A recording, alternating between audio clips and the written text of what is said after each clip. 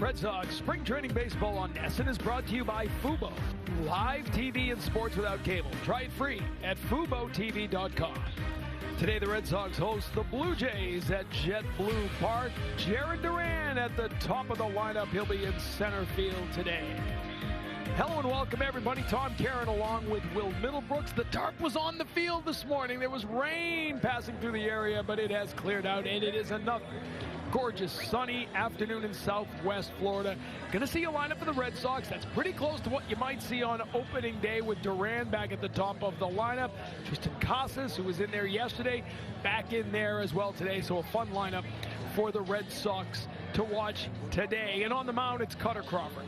Alex Cora said he's got a leg up on the fourth spot in the rotation. Will, what does he need to do to nail that spot down? Yeah, TC, no doubt. Cutter made huge strides last year as a starting pitcher, but I think something that's holding him back from being even better and taking that next step forward is his ability to work deeper into games. He averaged just 4.2 innings per start last season, and in 23 starts, he recorded an out in the 6th inning or later only 8 times, so that's got to get better. And talking to him this spring, hearing from Alex Cora, his emphasis in the offseason was lower body strength. And for a pitcher, what that does gives you endurance as you go later in the game. So he can keep his fastball velocity up, because when that's up, he's at his best. And then when he gets beyond 75 pitches, we've seen a dip in his stuff in the last year or two. So batter's OPS nearly doubled between the first time and the third time through the lineup. So he's going to have to make some changes to be that guy.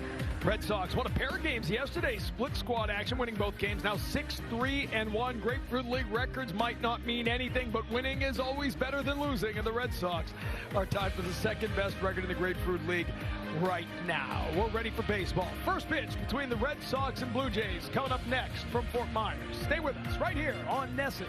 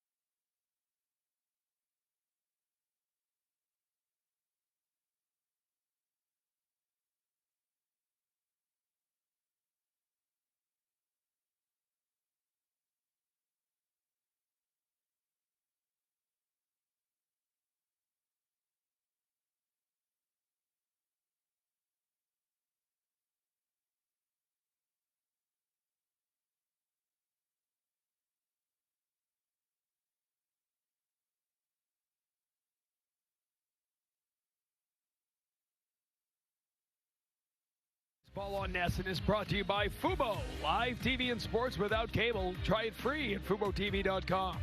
By Bigelow Tea, the official hot tea of the Boston Red Sox. And by BuyAToyota.com. For offers not seen on TV, visit BuyAToyota.com. Old friend Carlos Fabulous catching up with Alex Cora. 6 years he was the third base coach of the Boston Red Sox. Now with the Toronto Blue Jays. DeMarlo Hale here as well, another former Red Sox coach, now the associate manager alongside John Schneider. But a lot of smiles and a lot of pats on the backs for Carlos Fabulous. Oh, I love Fabulous. I had him in high A as a hitting coach back in Salem, Virginia, 2010. Just one of the best guys I ever played around. Talking to DeMarlo Hale, they were swapping some coaching third base stories. Says a little easier at Rogers Center than at Fenway Park when you got to get out there pretty much at the shortstop position to see the ball in the corner. Red Sox and Blue Jays ready to go today. Let's take a look at the Blue Jays lineup here to get you started. It'll be Ernie Clement leading off, playing third base. The catcher, Alejandro Kirk. Daniel Vogelbach is the designated hitter, the former Met now with the Blue Jays. Davis Schneider At second base, Santiago Espinal is the shortstop. Spencer Horwitz is the first baseman. Addison Barger in right field. Alan Roden in left, and Cam Eden, a speedster, in center field. Red Sox, as we said, Cutter Crawford on the mound. We take a look at the starting pitcher, brought to you by buyatoyota.com. Cutter Crawford, you see the numbers last season, the 4.04 ERA. He is a guy that the organization has been excited about for a good 3-4 years now, and this could be the year he puts it all together. We'll see what he can do today as he takes on this Blue Jays team. Let's take a look at the Sox on defense today. Rafi Devers over at third base, Trevor Story at short, Emmanuel Valdez at second base, Tristan Casas at first. In the outfield, Tyler O'Neill in left, Jaron Duran in center, Wilyer Abreu in right. Behind the dish, Roberto Perez catching Cutter Crawford. We got the umpires for you as the Red Sox open up another game here at JetBlue Park. Andy Fletcher behind the plate, Brian Knight first base ump, Ike Bacchus is the second base umpire, and Jonathan Parra is the third base ump. We're available. This telecast can be heard in Spanish by selecting the SAP button on your television remote. SAP is brought to you by Toyota Certified Used Vehicles. And we get a look at the weather, presented by Window World. The official replacement windows of the Boston Red Sox. I'm a customer. You should be too. It is a really nice afternoon. They had the tarp on the field. They had the tractors on the tarp. They were thinking a storm was going to come through. You were pretty worried this morning, TC. Don't worry about anything. I'm in Florida. 8 a.m. Oh, let's get that extra content ready. Well, listen, there's clouds in the area, and there's still about a 35% chance the tarp is uncovered here at JetBlue Park, so I'm not the only one keeping a weather eye. You're always on ready. The sky. Be prepared, my friend. That is the key. And Rafi Devers and the Red Sox prepared for a little action. Little fist bump with Carlos Fables as we get ready to go, the new third base coach of the Blue Jays. And we're ready to get started as Cutter Crawford will toe the rubber for the second time this spring. 2 innings against the Cardinals over in Jupiter, gave up 1 run. He'll face Ernie Clement, the leadoff hitter of the Blue Jays. First pitch swinging high, pop up. Devers drifting into foul territory. 1 pitch, 1 out here in the first. Hey, thanks, Ernie. Appreciate that. When you're trying to get through 3 full innings in this start, I mean, that'll help you right there. We saw a 6-pitch inning yesterday in the first by Brian Bello. You want to go deep into games? 1 pitch outs. That's the way, right there. Got to work on that in the offseason. Yeah. And the number 2 hitter, Alejandro Kirk, the catcher of the Blue Jays, an All-Star back in 2022 when he went to the All-Star game with Vladimir Guerrero Jr. Won the Silver Slugger Award, the best hitting catcher in the American League that season. Last year, dipped down a little bit, 250 with 8 home runs behind the plate for the Blue Jays. 0-1 pitch from Crawford, just misses. A lot of conversation before the game about Crawford going deeper into games, and one of the messages Cora kept getting back to is the defense. Make the outs behind your pitchers will go deeper into games. Yeah, and how do you do that? You attack the zone, which Cutter Crawford is very good at. He's very aggressive when he's in attack mode. We saw that when he first came up to the big leagues, is he was just pounding the zone with that fastball, and how good that fastball can be depends on how strong those legs are. We talked about that in the open a little bit. Good swing and a miss there. 2-2 now, the count. Good slider from Crawford. That is good. That's going to be a really good third pitch for him. I mean, fastball cutter is his bread and butter, but this slider looks like the cutter out of the hand. It just has more break down and away from those righty hitters, and it'll keep some lefties honest too when you can back foot that thing.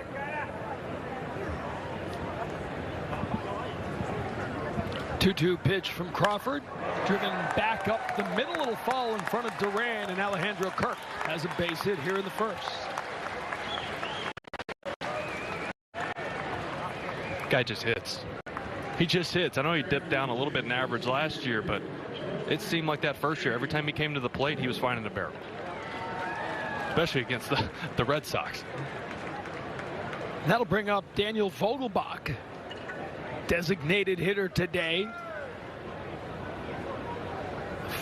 Former New York Met last year, 104 games with the Mets, hit 13 home runs at .233, takes a strike. Yeah, he's here to do damage. Let's be honest. I mean, you look at this guy in the box. He's not a blazer down the line. He's not stealing bags. He's there to hit the ball over the fence. That's his job. Had a 30 home run season with Seattle. 2019 was an all-star that season. Rips one, foul. It's interesting to see where he fits into this, because last year he only faced left-handed pitchers in 60 appearances. So essentially you're talking about a platoon DH. Yeah, it's exactly what it is. And that's a very specialized role to use up one of your 26 spots. It's tough too, because Justin Turner hits righties as well. So yeah, he's a non-roster invitee, so he doesn't necessarily have to make the team. But that seems like that would be his role. He's not giving you much defensively. Justin Turner, of course, signing with the Blue Jays right as camp began, not making the trip here today, but certainly giving them some leadership in the clubhouse. 1-2 to Vogelbach. Fouled back here.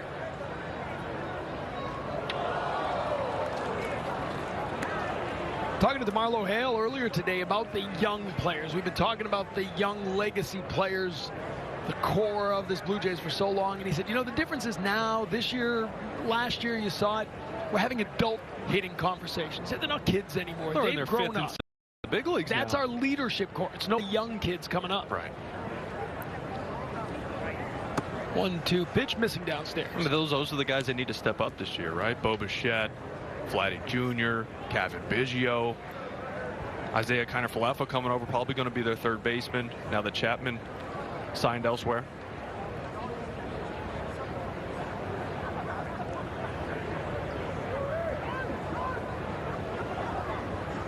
Time called by the hitter with about 1 second left on the pitch clock. Thought we were going to have a pitching violation, but no. Vogelbach stepping out. We'll do it again. 2-2 the count. First inning action just underway here at JetBlue Park in Fort Myers, Florida. Big swing and a miss, and Crawford will get his first strikeout of the day.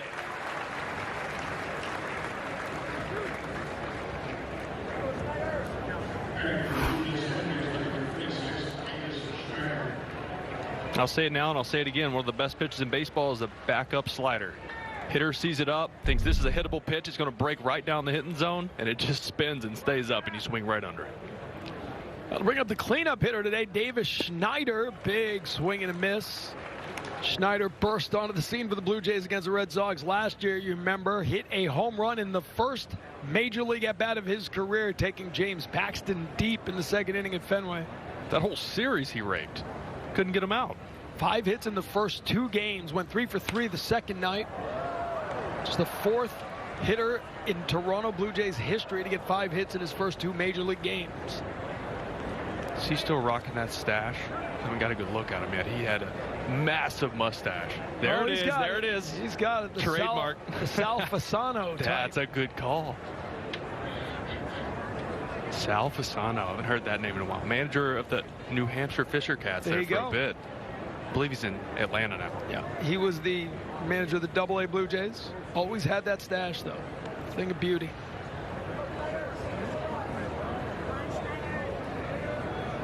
We got to come up with an all mustache team. Ooh. Rick Sweet. Rolly Fingers. Of course. He headlines. Captain of the team. Swing and a miss, strike 3. So a scoreless first with 2 strikeouts for Crawford. And the Red Sox ready to bat here at JetBlue Park.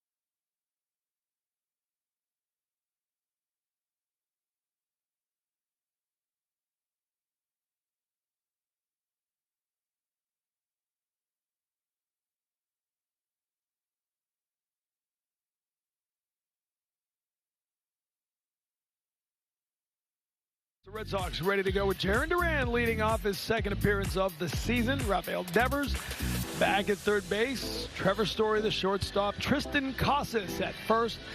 Masataka Yoshida, the designated hitter. Tyler O'Neill in left. Wheeler Abreu is in right field. And Manuel Valdez at second base. And Roberto Perez behind the plate.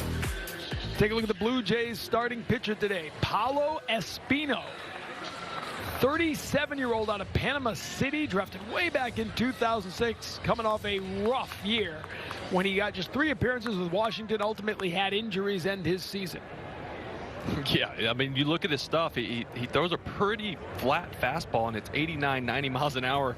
Not really a good recipe for success in this league right now. For the last 4 years with the Nationals, last year, 3 appearances, 11 earned runs allowed. Went down to AAA, had a 4.33 ERA in 13 starts, but then a flexor strain in July ended his season. He's been around for a bit. I remember facing him. And Jarren Duran leading off his first hit of the spring. And the Red Sox with a leadoff hit here in the first.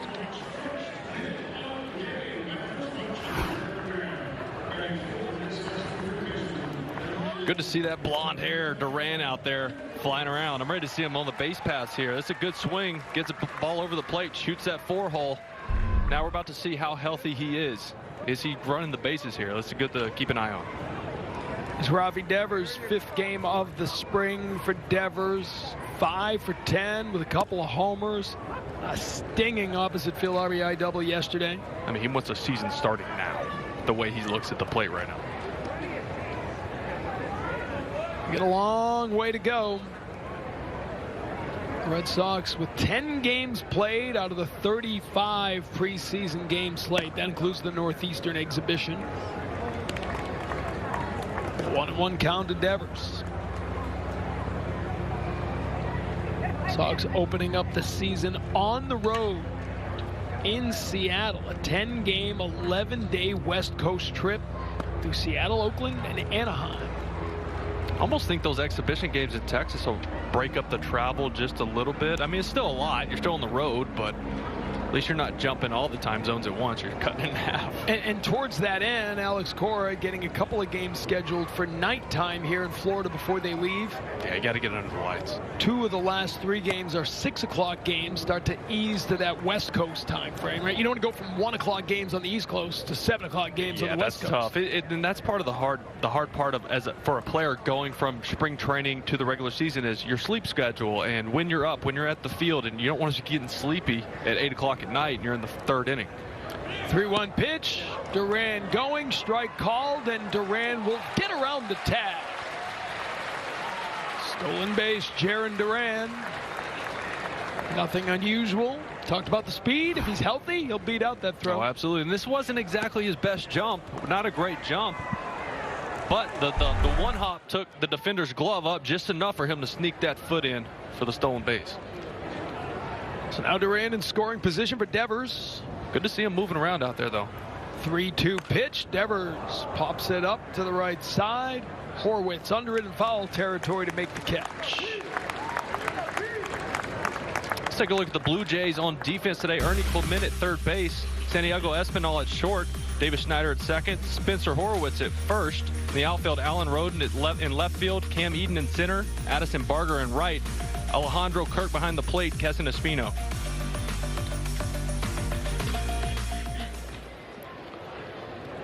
And Trevor Story stepping up.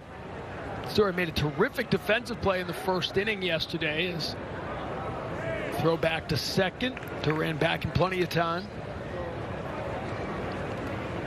Yeah, just Trevor's presence on the defensive side of the ball, having that back for a full season. I mean, my goodness, that's going to make such a big difference in not only the defensive metrics of this team, but I think it's going to help Rafi Devers a lot too. The final piece for Story is getting the timing back at the plate. Hasn't found it yet this spring. 2 for 10, 6 strikeouts for Trevor Story so far, and he didn't find it last year. 43 games, hit .203, and people forget this is a guy that hit .272 over 6 years with the Rockies. Yeah, and people are going to chalk that up to, oh, he's playing at Coors Field, ball flies, big outfield, this and that. Look, hitting's hitting. and he could hit. He forced himself back a little early last year. I think they rushed it back just to get him on the field to help the defense, number one. And now it's just all about getting that time back, getting comfortable, finding these adjustments to get you back where you need to be. You got a taste of it in 2022. Even though he battled injuries, you saw the power. 16 homers in the 94 games, a 3-homer game, using the wall with his pull power. But he said a couple weeks ago, we had a conversation. He said the timing's the last thing to come. You miss so much time rehabbing. As he takes a strike there, Espino drops in the curveball. You know, and for Trevor, too, it's, you know, he's a veteran player. He understands he's got to define an approach.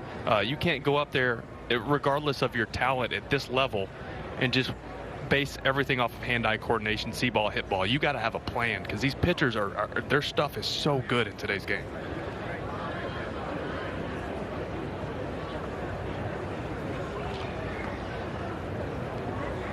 One-two from Espino. Swing and a miss, strike 3. So 2 down here in the first as Tristan Casas will step up. Kind of interesting to look at the lineup today. We said in the open, yeah, maybe not far off from what you would see on opening day. And it's really about Story being that right-handed bat between Devers and Casas. Then you start to look at where does everybody else stack up. Yoshida behind Casas. Obviously, you know he gets on base. O'Neill's got power. That lineup starts to look impressive when you talk about Abreu in the 7-hole, Valdez batting 8th. Yeah, you can turn that thing over quick with those guys at the end who can still swing it. But it's all about finding someone to hit behind Devers. Who can protect him and get him pitches to hit with runners in scoring position so they don't pitch around him. Now, can that be Tyler O'Neill? Can that be Trevor Story? You want it to be a righty just for bullpen arms coming in and not having to face 3 lefties in a row. But you know what? If Casas ends up being that guy and he can hit left-handed pitching, we might see him there at some point this season.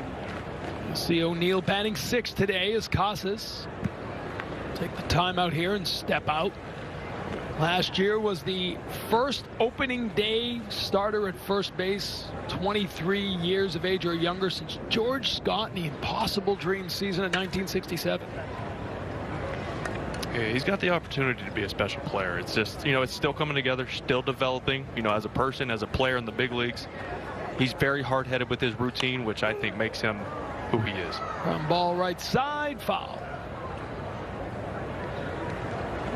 And apparently spent a little time with Jemai today, showing Jemai the tools of the trade, what he carries in his bat bag, what he carries in his equipment bag. I'm actually interested to see that. I have no idea.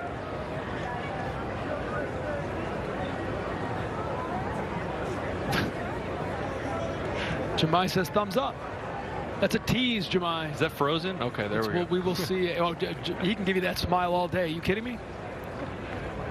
1-2, big swing and a miss. So after the leadoff single and the stolen base, Espino comes back to get Devers, Story, and Casas scoreless after 1 here at JetBlue Park. It's crazy to think.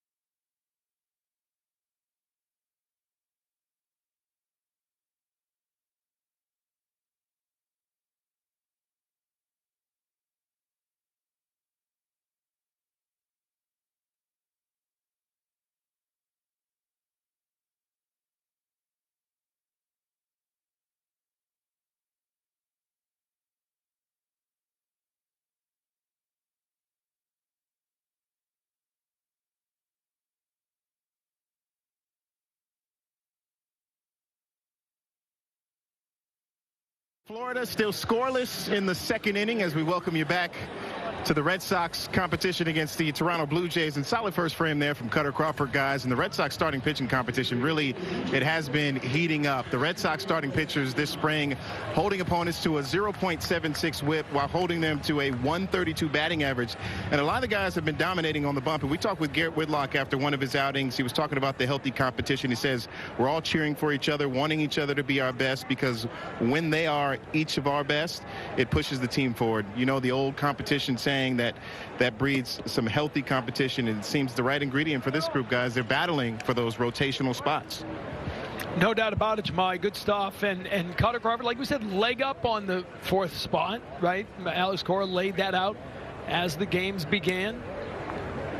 1-1 count here to Santiago Espinal. But, you know, the question is, as Houck and Whitlock and Winkowski really battle for that last spot, one of them put together an impressive spring, they might nudge their way up to the fourth spot. If there's two of those guys that he's having a hard time, and he doesn't throw the ball well, which he has looked good. I like his stuff. So looking at this, I mean, Garrett, Tanner, and Josh, I think Josh Winkowski could be a guy that is, you could see him in AAA. You should see him start the year in Worcester and be that next guy up. Here's a pop-up from Espinal under it, his story for the first out of the inning. Espinal, of course, drafted by the Red Sox back in 2016 and acquired by Toronto in the Steve Pearce trade. Oh, no. Okay. For the deadline 2018. That worked out for the Red Sox. They won a World Series. He was World Series MVP, but Espinal went on to be an all-star. I'm about to say sneaky all-star. Sneaky. If you asked me. You came in hot with Blue Jays trivia today. I did. What was the okay? The best one. The best one was who is the longest tenured Blue Jay on their roster right now, and it did stump you, and I was proud of that. It stumped me, and I think I think anybody watching right now, they would never guess this, unless Hazel May is watching up in Dunedin. But I don't even know if Dan Schulman knows the answer to this. Which his son is here. Give it to us. Yeah. Tim Meza. Tim Meza. He has 4 more days of service than Vladdy Jr. Fair ball. Casas will get it, flip it to Crawford, and retire Spencer Horwitz. Yeah, I could have gone for a while before coming up with that. Yeah, that's tough. 2 quick outs here in the second inning for Cutter Crawford. He will face the number 7 hitter, Addison Barger. 23-year-old, born in Washington, but moved to Florida at 6 years old. Left-handed hitter, dealt with an elbow injury last year, but had 9 homers in 88 games with Buffalo. He's a great story. He grew up naturally a right-handed hitter. Loved Ichiro, so became a switch hitter so he could hit left-handed like Ichiro once in a while. And was so good lefty, he gave up hitting righty and became a full-time left-handed Later in my career, I started to question maybe I'm left-handed. All these years of righty, it just wasn't working. Just think what could have been. If you'd only known. Maybe I was a pitcher. Maybe I was a left-handed hitter. I don't know. We'll never know. 2-1 count down in the dirt there. Yeah, he's a versatile player too. Number 4 prospect in their system. Cannon for an arm. Played short, second base, and then right field today. Played some right field last year as well. Probably where they see him in the future. In the mix as a utility guy now. Waiver construction, obviously, and options remaining will factor into all of that. But he's definitely on their radar for an in-season promotion this year at the age of 23. Yeah, and just looking at the guy, watching the way he moves, is watching his BP, watching him take ground balls, fly balls, throw the ball around. He moves like a big leaguer. He just has those actions. Some guys just look good in the uni. He looks like a ball player. I think this kid's going to be pretty good. 2 down here in the second. 2-2 pitch from Crawford, fouled off into the tarp on the right side.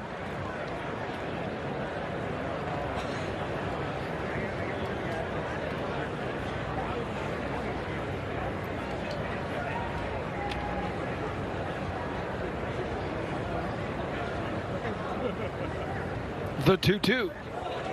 Strike 3 call. So, 3rd strikeout of the outing, another scoreless inning for Crawford. We head to the bottom of the second here in Fort Myers. You can make money.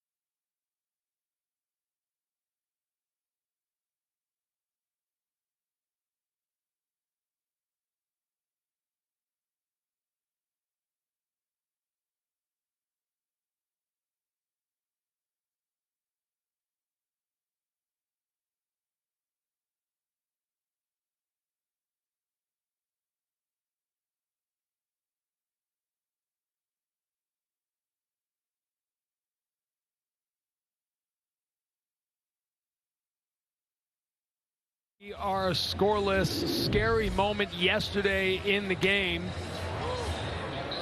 when the Red Sox saw the right fielder of Washington, Dalen Lyle, go up and over the bullpen wall. Immediate signals from all the pitchers out there calling for help. Good news today that he was released from the hospital after CAT scans of his lower back. Sore, but all tests were negative.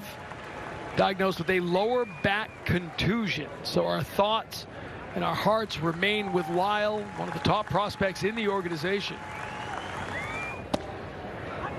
Today, the Nationals, people saying it's basically the best case scenario for what could have been a really, really, really scary injury. Oh, absolutely. That's so. I mean, you don't want to see anyone get hurt in a spring training game, but like that, where you think this could be life-altering at the time, stretcher comes out, the neck brace goes on, the immediate reaction from the bullpen is probably the scariest, just because they knew something wasn't right. So great news today, getting that done. Masataka Yoshida leading off here in the second inning. No score between the Red Sox and Blue Jays, first of two spring training meetings. Red Sox go up to Dunedin towards the end of camp, March 22nd. And 13 meetings during the regular season, but not until June. They'll get to know each other quickly once they do get going. 6 meetings in a 10-day span beginning June 17th. Have you been to Dunedin since they fixed it up? No. They had the COVID season there because you couldn't play in Canada. Right. Man, that place is, it used to be a dump. Right. It was one of the places you're like, man, I hope I'm not on that trip. The surface was bad. It was just not a nice place, and they fixed it up so nice. So nice. They did a good job. Get to go up there towards the end of March. Just a week before opening day.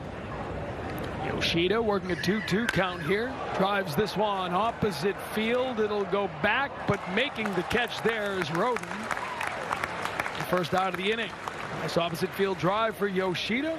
1 down. Well, that's what you call a great spring training at bat. You barrel a ball, you stay through it, you fire it the other way, and then you don't have to run the bases, right? This is just a good swing. This is when Moss is at his best. We're seeing him use the whole field. You're seeing a hanging breaking ball, he'll pull it, but a fastball up and away, he'll stay through it and hit it off the monster. That's a good swing. We'll bring up Tyler O'Neill with 1 down here in the second inning. O'Neill batting 6th in the lineup today behind Yoshida.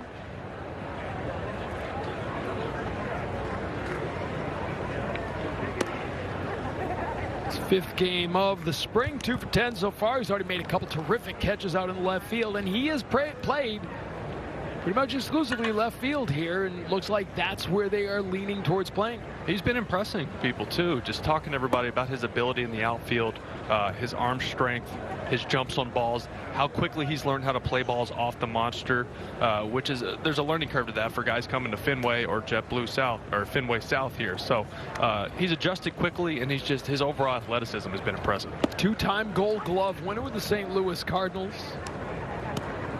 Picked him up for Victor Santos and Nick Robertson.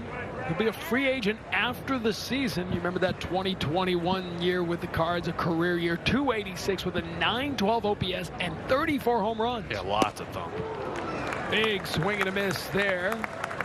And Espino gets O'Neill for the 2nd out of the inning.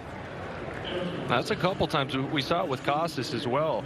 He got Costas up in the zone with 88, so he's clearly spinning that fastball pretty well. And getting some swing and miss at the top of the zone, because that was just 90 right there, but it looked like it blew O'Neill's door off. We'll bring up Abreu in his 7th appearance of the spring. Cold start at the plate for Abreu, who showed his hitting ability last season. 1 for 13 with 7 strikeouts to start spring here. Yeah, not ideal. You always want to start well, because then you just build the confidence and that rolls right into the season. But if you're going to be cold, now's the time to do it, right? We don't know what these guys are working on. We obviously know Devers is tinkering with his hands. Wong has lowered his hands as well. So there's a learning curve there for guys working on things, even mentally, approach-wise. We don't know what's going on in those heads right now. So as we get closer to the end of camp, then you can start to worry if guys aren't getting on base. What a start he had last year for the Red Sox. First Red Sox player ever to record 4 or more hits in 2 of his first 12 games. First in Major League Baseball to do it since Kyle Schwarber got called up in 2015. Grounder to second. Schneider will be there. And a 1-2-3 inning for Espino. We head to the third, scoreless here at JetBlue. Boston Red.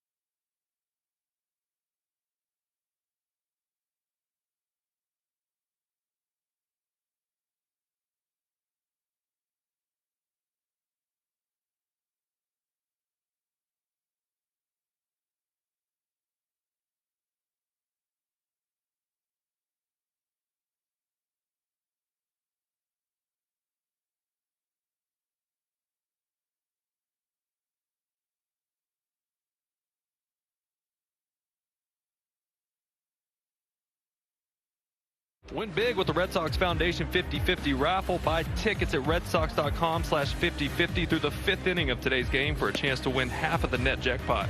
See official rules for full details. Big crowd on a Sunday afternoon here at JetBlue Park in Fort Myers. Spring training, home of the Red Sox since 2012. Was your first big league camp here? It was here the first year of this place, 2012. Yeah. I came up for a couple games in 2011, 2010, but you weren't at camp. I was not in camp. You missed the joy of City of Palms Park. Yeah. You were 2 miles away in the minor league complex. Which wasn't that much better, but it wasn't City of Palms. It's always one of the interesting aspects of the old facility here as Crawford on a 1-0. It's Roden to ground to second base. Valdez is there for the first out of the inning. The Major League Stadium and the minor league complex were separated. Yeah. Maybe not 2 miles, maybe close. It made you feel as a minor leaguer that you were even less worthy of being around those guys. You might as well have been sent down to Salem. So if you got called up to back up those games, you were like, I shouldn't even be allowed in the locker room because we can't even be on the premises. You'd have, you know, when you have, and this happens inevitably in Major League camp, you had Major League pitchers throwing backfield games. Well, those are 2 miles away. So scouts were shooting over, media would go shoot over, then go back to the stadium. And you actually had like what I called the Florida Truck Day at the end of the first 2 weeks of the workouts. Tommy McLaughlin, Joe Cocker and the group would have to load up the truck and move all the equipment across town to City of Palms. Which I am sure Tommy just absolutely could not wait for that day. 0-2, ground ball, Devers dives, happy. makes the catch, and doesn't get the throw across in time. But what a stop by Rafi Devers. Good stretch by Casas to get that ball. Eden, one of the faster runners in the Blue Jays organization, beat that out on his speed. But a terrific play at third base by Devers. Just so athletic all the way around right here. This ball smoked in the 6-hole. I did not think Devers is getting this ball. He struggled going to his left last year. And I mean, that's as good as it gets. He does not take a straight line towards second base. He takes that 45-degree angle, which gives him more depth, more time to make a play on that ball. Casas, that's really close. We might be going to replay if that's during the regular season. That's a really nice play all around. And this is Cam Eden, who had 53 stolen bases last year, second most in AAA. First pitch. Cora, before the game, talking about Devers over the last couple of days defensively, making the plays he needs to play, but showing a little early range here. His feet have looked so much better, even just on the backfields, taking ground balls during BP, taking his rollers. His feet are moving so much better, and that is key for playing third base. That'll bring Clement up, grounder to third. Devers gets it to second in time. I'll get the lead runner, get the speedy Eden for the second out of the inning. Yeah, he didn't quite hit it hard enough to roll two there. He gets down the line well. So Clement retired for the second time today. Alejandro Kirk, the catcher. Step up.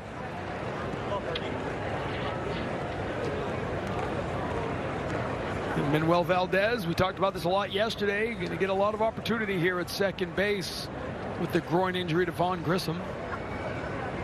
You'd like to think there's a little bit of competition there between him and Pablo Reyes as well.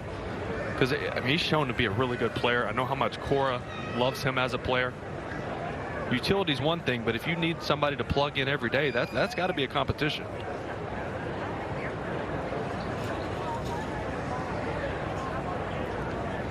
1-0 now to Alejandro Kirk.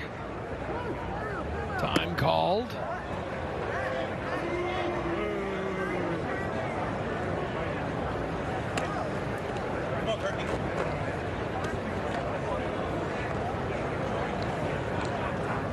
Kirk, being a catcher, knew immediately. He called that too late, and he's telling Cutter, my bad. He understands. You don't want to get anybody hurt in spring training. Cutter went ahead and threw that pitch anyways. Kirk burst on the scene back in the COVID year of 2020 when he made his major league debut in September.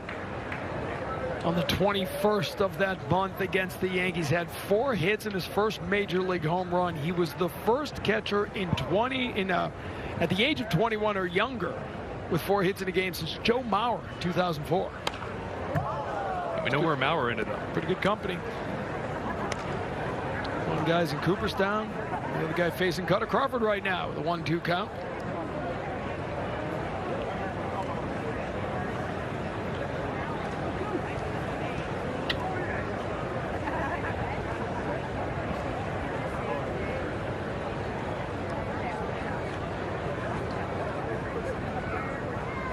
The 1-2, runner goes, swing and a miss, strike 3. So Crawford gets Kirk to end the inning. 4 strikeouts through 3 innings for Cutter Crawford. And we're scoreless at JetBlue. Toyota trains.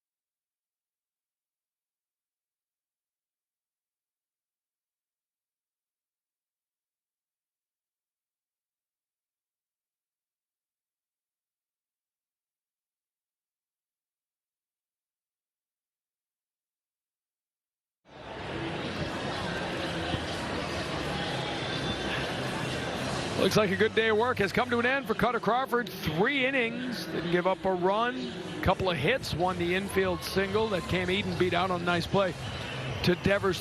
4 strikeouts on the day. What'd you think? I thought he spotted up well. The cutter looked good. The fastball had some life and carried top of the zone. Saw some good sliders. There were some that backed up, up in the zone, which is going to happen at this point in camp. But I love the fastball command, love the velocity, right where he needs to be right now. 38 pitches for Cutter Crawford. Didn't walk a batter. The Red Sox coming up here in the bottom of the third in the scoreless game. Got a new pitcher for the Blue Jays, Mason Fluharty. I knew I would mess this up. We originally wrote it down with the wrong letters. Let's get this right now. It is Mason Fluharty. I will say that is the first time I've ever seen that name. I'll give you that. Because we saw it, and the first thing we thought was, this has got to be misspelled. Right. And then we found out it was misspelled. It what was. we originally got wasn't Fluharty. And then we figured it out. It's Fluharty, Mason Fluharty, the lefty, just 22 years old, out of Delaware, 5th-round pick of the Blue Jays, out of Liberty University. And that's a ground ball from Valdez, scooped up by Clement for the first out of the inning. Now, earlier we were talking about Davis Schneider making his debut with the Red Sox and how hot he was at the plate. But one of the great stories that came out of baseball last year was the glove he uses. That's not it. There it is. That's the glove. And it's a glove he found at the Lost and Found bin. No. Where he coaches and works out in the offseason. And it just felt right. He picked it up. It felt right. And his nickname now is Vuk, because V-U-K was on the glove. And he didn't know what that meant. Well, after a while, somebody finally figured out it was John Vukovich, who was 10 years an infielder in Major League Baseball, and it had been his glove. But here's the great hook of the story. Vukovich's son, Vince Vukovich, was roommates with John Schneider. Come on. At the University of Delaware. Come on. So what are the odds he would pick up a glove out of the Lost and Found bin, decide he liked it? This is a guy who spent 7 years in the minors, right? This is a grinder. Finds the glove, likes it, and come to find out it belonged to the dad of your Major League manager's roommate. Swung ripped foul over on the left side. I mean, that is one of my favorite stories I've heard in a long time. There's a lot of good stories in baseball like that, but that's special. That's cool. And the nickname sticks, right? He's Vuk. Vuk? I remember Dustin Pedroia had a glove. Not as nearly the cool of a story, but he had used it for so long, and it had so much stuff built over it. He called it the housefly because you can't get rid of it. Did it have laser show tagged on it? Yeah. Roberto Perez now the Red Sox catcher at the plate, one down in the third inning. He had to have had that glove refinished. It's been relaced for sure. You can tell it's been conditioned, but there's not an ounce of padding in that. Right? Looking at it right now, it doesn't look like... It looks flat, flimsy, right? You know, it looks like a little leaguer glove. Yeah. And I guarantee there's no padding left in that thing, so you better find the pocket. You're going to feel it. And you can see the VUK. Yeah, you can. It's right there. Right next to the label. So cool. 3-2 pitch to Perez. Fouls it back to stay alive. I remember watching Perez when he was on Cleveland when they went on their run, and how good he was behind the plate. Just hanging on here, trying to get a job. Obviously, still a good receiver, no catcher, thrower. But you just wonder if the bat's going to play. Gold Glove catcher in 2019 and 2020 for the Indians. I can say it because they were still the Indians. And is that a violation walk? Violation walk. Pitcher violation. I hate that in spring training because you're like, I want to hit. I need to see at bats. I want to take swings against live pitching. And he's not going to go over. Perez is not going to go there and still second base. He wants to swing it. Take a good look at the clock here. That was odd because the clock still said 10 seconds. But was that because he wasn't? When do you have to be set? You have to be on the rubber with 10 seconds. 10 seconds left. So he wasn't. That's what it was. Ready to begin. Rules are rules. There's lots of them. Fluharty started last season in High A, the Northwest League in Vancouver. A 0.59 ERA in 12 appearances. Ooh, that'll get you called up. He's got a quick arm. Ball comes out of his hand really well, just not throwing strikes. Jumped up to New Hampshire, and the ERA higher with the Fish Cats. 11.5 strikeouts per 9 inning, though, is what they really have him excited about. It kind of closes himself off, so this could be a tough at bat for Jaron, left on left right here this early in spring, second game.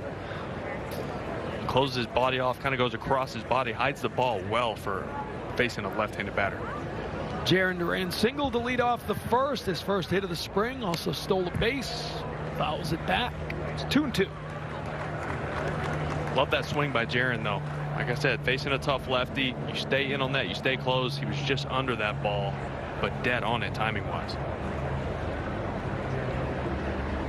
He rides here. High chopper over the infield, TC. Is that how Jenny and the girls got here today? Yeah, no, we'll go with that. Maybe 2-hour drive across Alligator Alley. That would have been more enjoyable. Swing and a miss. Strike 3. Second out of the inning for Flu Hardy. Here in the third. Great to see Jenny, the great Jenny Dell on hand. Better half of the Dell Middlebrooks combo. Clearly. Yeah, the girls were fired up too. They couldn't wait. It's always good when your 4-year-old walks in and goes, "Daddy, I'm missing you. I'm missing you." I noticed the promise to run the bases after the game. We'll see. Hopefully, you know, they'll get some Dippin' Dots to get them through the game. A couple hot dogs. And we'll see where they're at. Rafi Devers, 2 down here in the third. Roberto Perez at first base. Devers popped out, first base side. Back in the first. It's a called strike here. It's 1-1.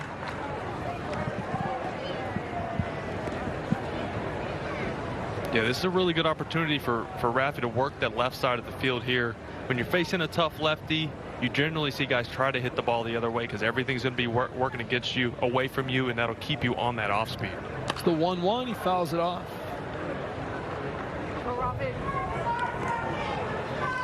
Some bad intentions on that swing right there. He was not looking to hit a single.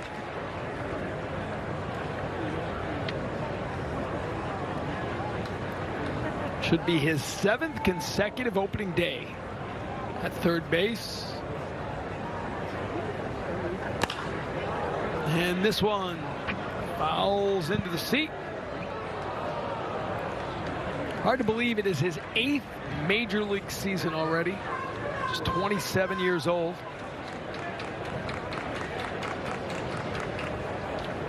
It's 821 games at third base, is the 4th most in Red Sox history.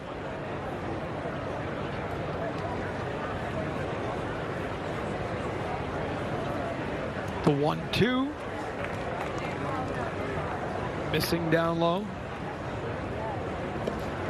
One of just 3 hitters in Red Sox history with 3 30 home run seasons before the age of 27. Ted Williams and Jim Rice, the other 2. Jim Ed.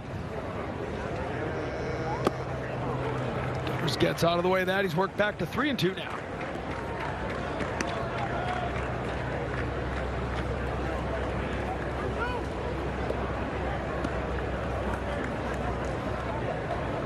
See Jim quite a bit out here, roaming the backfields. Getting his steps in. Getting his steps in. He's got that windbreaker on from 1982 to make sure he sweats everything out.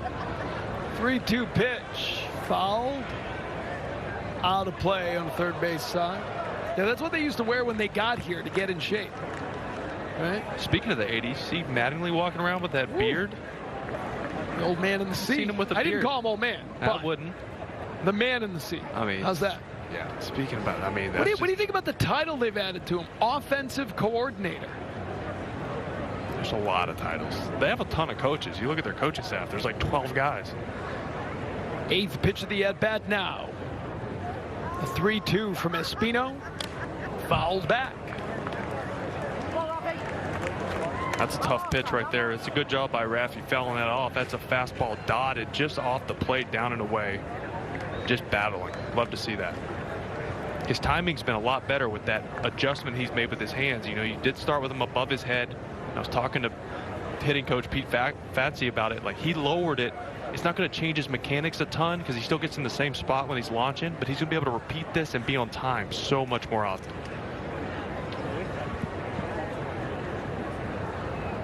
The 3-2 from Flu Hardy misses down low. So good at bat for Rafi Devers. He'll work a 10-pitch walk. And 2 aboard now with 2 down for Trevor Story.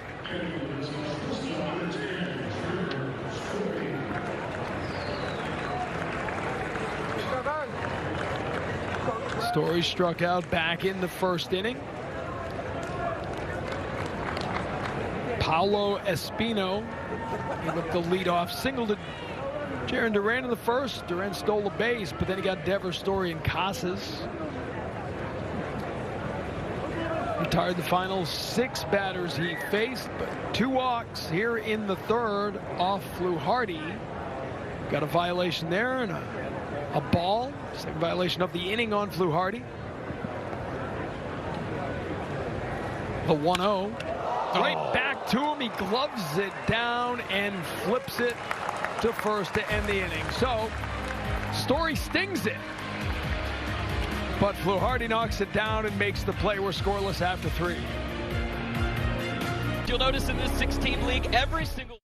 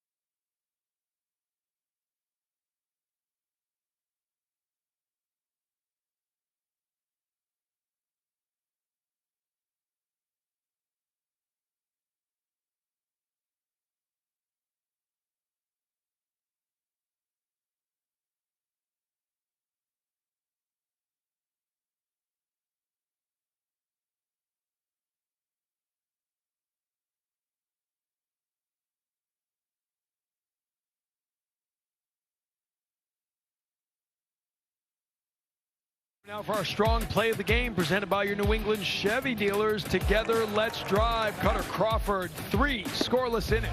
Yeah, he had it all working. You know, the backup slider early to Vogelback, but the fastball was jumping. He had good velocity. He's popping out of his hand, carrying through the zone, dotting it down and away to lefties, and then you get to see a little bit of the slider working away from right-handed batters there to Alejandro Kirk.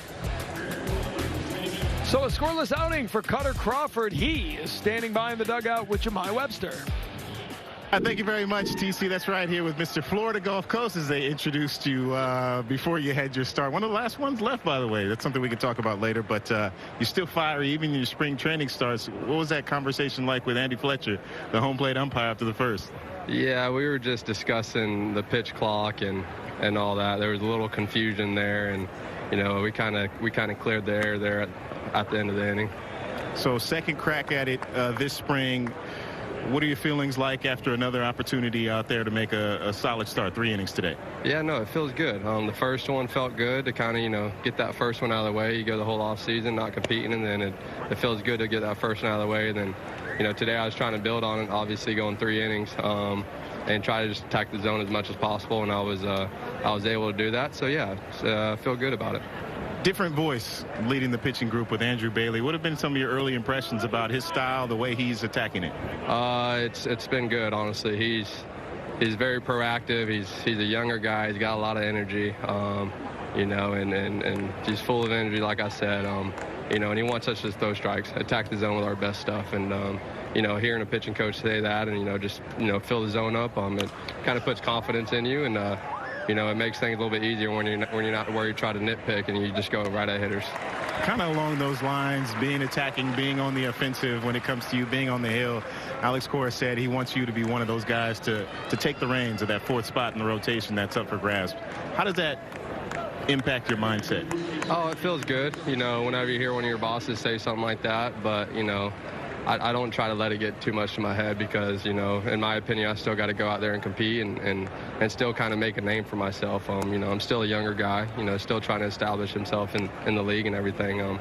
So, yeah, it feels good to hear that, but, you know, I try not let it get too much to my head, and I try to still go out there and show up every day like I'm still fighting for a spot. With that said, though, it seems, you know, you're being built up as a starter, and that seems to really have been the case for you the last several years, right? You've come into the spring to do that. He says you added some weight to your legs. You took some of your weight training program as well. What kind of adjustments did you make to maybe put your body in a position to be able to be strong throughout an outing? Yeah, I mean, I think the biggest thing for me was to definitely gain some weight, you know, hopefully good weight, you know, I'm trying to, you know, make my lower half thicker. I'm probably 8 to 10 pounds heavier than I was last year, which, you know, I don't feel heavy. I feel, you know, I'm on the scale. The scale says I'm heavier, but I still feel like I'm moving well. I still feel like I'm getting down the mound well. I still feel like I'm getting in the right positions that I need to be. You know, I think in 2018, I threw the most innings in my minor league career, and I was probably one of the heaviest I've ever been. So I'm kind of like going back to those roots, but try to be a little bit healthier, you know, in that sense. But yeah, you know, the big focus for me this offseason was definitely trying to, you know, strengthen my lower half and put on a few pounds there. As it relates to your pitch mix, we talked about it last year about you having this buffet of pitches, right? Have all these different weapons you can use. Is there any tweaking or any discussions about maybe refining some of the pitches that you use in your approach? Yeah, we talk about just fine tuning, kind of making some pitches more consistent. The big focus this spring has been fine tuning the sweeper and the splitter. If I can get those two consistently, you know, the right shapes that I'm going for, and most importantly, throwing them for strikes. Most importantly, throwing them for strikes and competing with those pitches. It'll make everything else better. Along with that, just making sure the four seam quality is good for strikes and the cutter quality good. Those are kind of the two pitches I lean on. So those are a little bit easier for me to get to. So this spring training there's been focus on, you know, making the sweeper and splitter more consistent. All right, lastly from me, 2 down now in spring. What's the next step in your progression that you want to see? Maintain my velocity and strength and health in my next outing. You know, I think the next outing is going to be 4 innings and then 5 innings. And, you know, another thing is just being efficient. You know, I think today I threw 38 pitches in 3 innings. That's kind of where I want to be, you know, and, you know, try to take that into my next outing of 4 innings and, you know, just stay on the attack. All right, Cutter, keep it up, man. Certainly a pleasure to watch. Nice, efficient 3 innings today of work. So we'll be talking to you as the spring goes on. Perfect. Thanks, Jemai. All right, TC, back upstairs to you. All right, Jemai, thanks very much. Got 2 down here in the 4th inning. Now, I just want to say, Tristan Casas did not lose that in the sun. That was a brain play, IQ play. He dropped that on purpose, just hoping that he wasn't running hard out of the box and you get an easy double play to end the inning. It's actually a really smart play. He knew he could get the leadoff runner, which he did with ease. I'm not sure there was more than about 5 people here in the stadium that knew that was on purpose, because there were a lot of angry people when that hit the ground. A lot of groans. Brandon Walter on the mound, by the way. The lefty got Vogelbach to lead off the inning. The single from Schneider, and then here's a look at the Espinal pop-up that Casas had with ease. You see Espinal like barely getting out of the box. He probably saw that. He looks down thinking, okay, I got an easy double play here, but then Espinal caught on. Luckily, he kept looking, knowing, okay, I got to get to first base or this is going to get doubled up. High baseball IQ, no doubt about that. Are you surprised? Not at all. 0-2, runner goes, and he will get in there as Perez throws. Backing up is Valdez to get it. 2 out, stolen base for Espinal. Yeah, this ball just didn't come out of Perez's hand very well at all. Almost came out like a changeup, and then they kept tailing away from Story, but that's why your second baseman's there. For that reason right there. Back it up. So Horwitz, 1-2 the count. He's 0 for 9 this spring so far after grounding out to first base back in the 2nd inning. Fouls it back into the net. You heard Jemai mention Florida Gulf Coast University, alma mater of Cutter Crawford. Last year there were 3 Florida Gulf Coast University pitchers here in camp. You had Richard Blyer, lefty, and of course Chris Sale. That's the one I could think of. And he said, hey, I'm bigger. I feel better when I'm bigger. And I just want to say the old saying still plays, mass equals gas. You throw harder the bigger you are, supposedly. No doubt about that. 1-2 up and in. And while we're talking about Florida Gulf Coast University greats, got a shout out to our stage manager today, Uju Azudu, and the Florida Gulf Coast University Eagles just finished off an undefeated conference season, getting ready for the playoffs. So congrats. What a stud. 26-4 on this season, 16-0. The women's basketball team at Florida Gulf Coast getting great crowds down there at Alico as well. Fly ball left field, back under it is O'Neal. He'll make the catch to end the inning. So Walter works around a single to Schneider. We head to the bottom of the fourth, scoreless at JetBlue. Boston.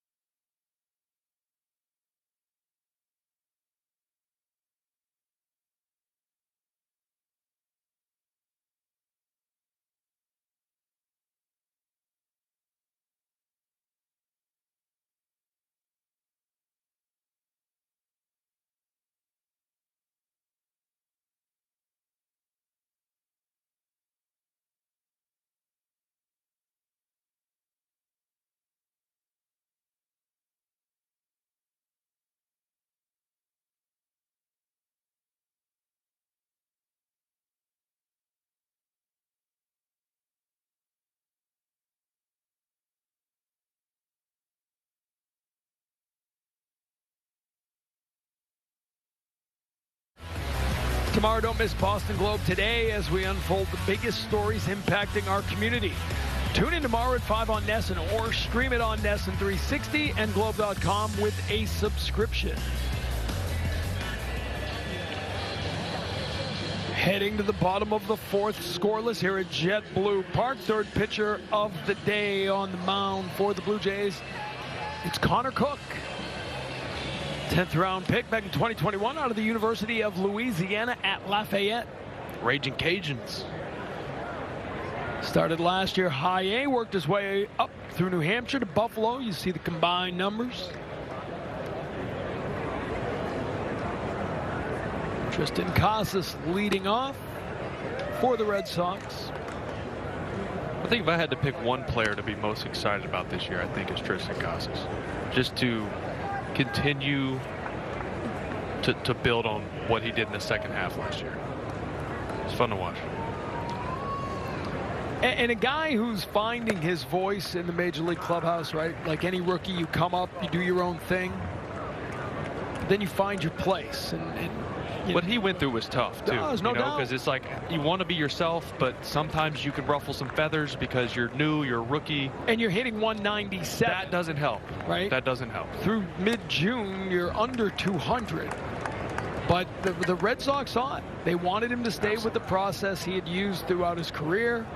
Whether that means getting a little extra sun before games or shirtless or not, whatever. Shirtless, whatever it is. I got a good nugget on him. There are only 4 players with over a 400 on base percentage and over a 600 slugging percentage after the All-Star break last year. There were 4 guys: Ohtani, Acuna Jr., Olsen, and Casas. How about that comp? I think Olsen can be a pretty good comp going forward. I think that's a great comp. The game I remember most, July 22nd, 2 home runs off Max Scherzer. Oh, yeah. Both over 400 feet. That was kind of when we were like, oh, okay. And I was talking to Tristan about that as he draws the walk here earlier in camp. And he said, you know what, and this is a cerebral guy who thinks about the game and what he does in it. And he's like, you know, the first home run, there's a certain amount of he hasn't seen me before. He goes, but when he hits a second home run off the same guy, like he knows you a little bit now. Yeah, like dead center too. It's like, man. And then the homer, remember the homer he hit to left center at Oracle in San Fran? Oh. Like 10 rows up, where balls don't go opposite field. They hardly go there pull side for righties when it's getting dark. The heavy sea layer comes in. And I mean, it was one of the more impressive home runs I had seen. So Casas aboard with a walk to begin the 4th inning. Masataka Yoshida Hit it well, lined out to left field in the second inning. Fouls this one off to the left side. I think Massa getting more at-bats as a designated hitter this year is going to save his legs a little bit. We saw him run out of gas there in the second half. The first half, the numbers were good. You know, first half he had 316. Strikeout percentage was under 11%, and then the second half he hit 254. That strikeout percentage went to 18.5%. It's a big jump. Probably that's the biggest jump in baseball, actually. Yeah, in the end, it averages out to 14, which was one of the best in baseball. Right. But you're right, first half, second half splits were dramatic. I mean, he just wasn't the same guy. He wasn't moving around the same. His bat speed wasn't there. And, you know, now knowing, having a year under his belt, understanding the travel, understanding what it's going to take mentally, physically, emotionally to be ready to play 162, I think we'll see a better version of him. That'll hit him. Tried to get out of the way and couldn't. So a walk and a hit batter to begin the fourth inning. And Connor Cook has got himself in a little bit of trouble.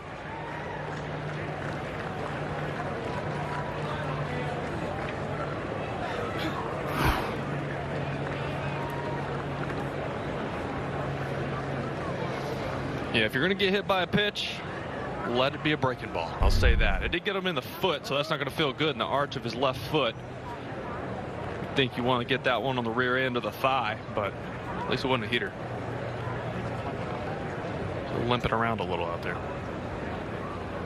Keep an eye on that. Tyler O'Neill fouls one off. By the way, we've been doing trivia, so I'll ask you one. Oh, jeez. Masataka Yoshida is the second position player born in Japan to play for the Red Sox, not counting pitchers. Who was the first? I feel like this is a trick question. It is.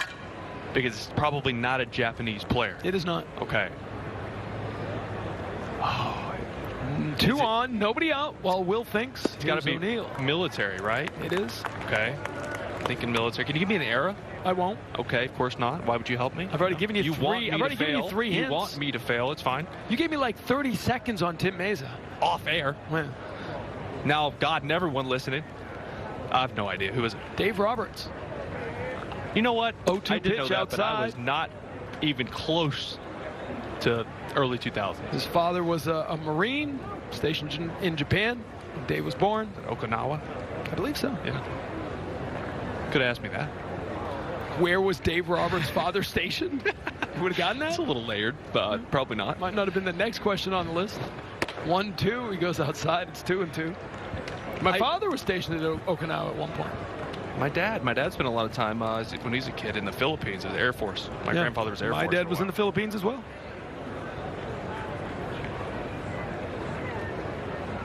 Tyler O'Neill struck out in his first at bat.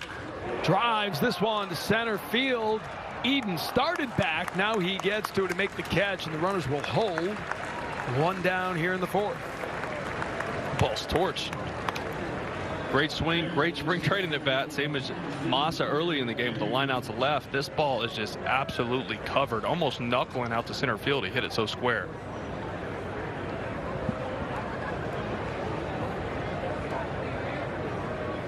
O'Neill wore the microphone for us yesterday. Mostly we just heard him running around the bases at full speed. Just sounded fast, right? The wind. Plays piano. But is he good? He apparently pretty good. He told me he just likes to, you know, do basic Beethoven type stuff. That's basic. Just classic. But it can't be easy, right? Like guys bring guitars on the road. You can't just pack a Steinway. Like learning piano and guitar is similar as far as like the notes go, right? Yeah, and scales, you know, for pianos, a lot of. I tried guitar for years, and it's not my thing. I wanted it to be my thing because it makes you like extra cool. It does make it. There's no doubt. Like I play the kazoo. That does not make you extra cool. That does not. No. Tambourine. Probably not cool. Tambourine. You kind of need a band. You can't just do it alone. Will Ferrell made cowbell pretty cool. He did. No doubt about that. Went from cool. Yeah. But like tambourine, can you just jam like alone? You have to have a cool band. Yeah. To be part of it with tambourine. Which means because then you travel with the band, and it's like you're the tambourine guy. Yeah. Smoked on the right side. Ground ball up quickly as Schneider. He'll begin the 4-6-3 double play to end the inning. So good job by Cook getting out of the jam. We head to the fifth, scoreless here in Fort Myers. Why pay too much for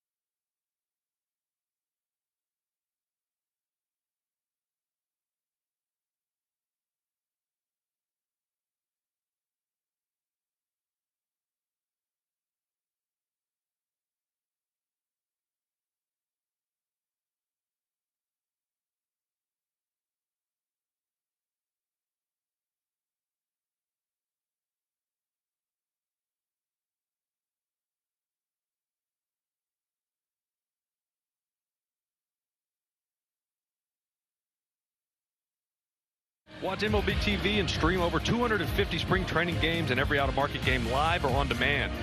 Blackout and other restrictions apply. Visit MLB.tv for details. All right, back here in Fort Myers, Brandon Walter out for a second inning of work. Take a look at the American League East standings from last season. Red Sox, as you know, finishing last for the second time in as many years, third time in 4 years. But it was interesting, you know, the Blue Jays, as you look at that, Yankees were a disappointing year. Orioles put it all together, but the Blue Jays, that's a disappointing year for them last year, finishing third. I think they were expecting to be much better, about 10 games better. They had a losing record against every team in the division, including the Red Sox. You remember, Red Sox finished 7-6 against the Blue Jays. The interesting thing, they won the first 7, right, then lost the last 6. It's about how the season went. No doubt. Didn't end well. That's one thing. It's easy to forget about last season. You know, they finish with that 78 and 84 record, but they were 9 games over 500 on July 29th. Then played .373 ball the rest of the season. Yeah, I mean, this division. I mean, we always talk about how good the AL East is, but this year New York really got a lot better. Or they're still on the fence, like maybe going to get Blake Snell, which could be insane for them. But you got to think like Brian Cashman's on the hot seat a little bit after the past few years of these rosters he's built. Doesn't it feel like they've been saying that in New York for years now? You got to feel like they're going after it a little more than they had to fix that lineup. It was so right-handed heavy, strikeouts and homers, and now they add Soto, they add Verdugo, guys that see pitches, take walks. But does that mean Judge playing center field every day? I think. Fly ball, right field, hooking towards the foul pole and wrapping foul. I think a move that's going under the radar is in that Soto trade, Trent Grisham coming over, who's a Gold Glove defender, sees a lot more time than people think in center field, which gets Judge off his feet, which keeps him on the field more. But where's Stanton? We got to see it. We're probably on the IL. I mean, I'm not making a joke, right, but right. Like, I mean, that's great protection, but when everybody's healthy, you do have a little bit. I mean, when everybody's healthy, then you're going to have Judge in the outfield, right? Because Stanton's in center hurt field. You. Yes, yeah. And that's more wear and tear. Of course. Nice pitch there by Walter, and Berger tried to hold up. 6'8", 280 isn't exactly made for baseball. He's made it into that, but the wear and tear on the body is different than a normal-sized human being. Taking a look at the strikeout of Addison Barger. Yeah, it's a good fastball, top of the zone. As a hitter, you're thinking, don't chase up, and this just catches the top of the zone to get him looking.